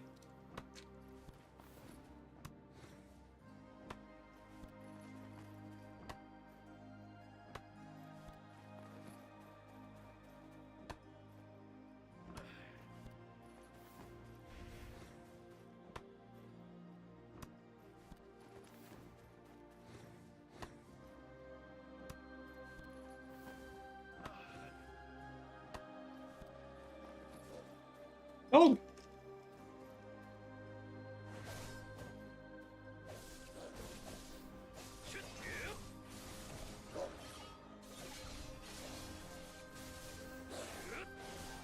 Can't kill it. I don't have any gear on me.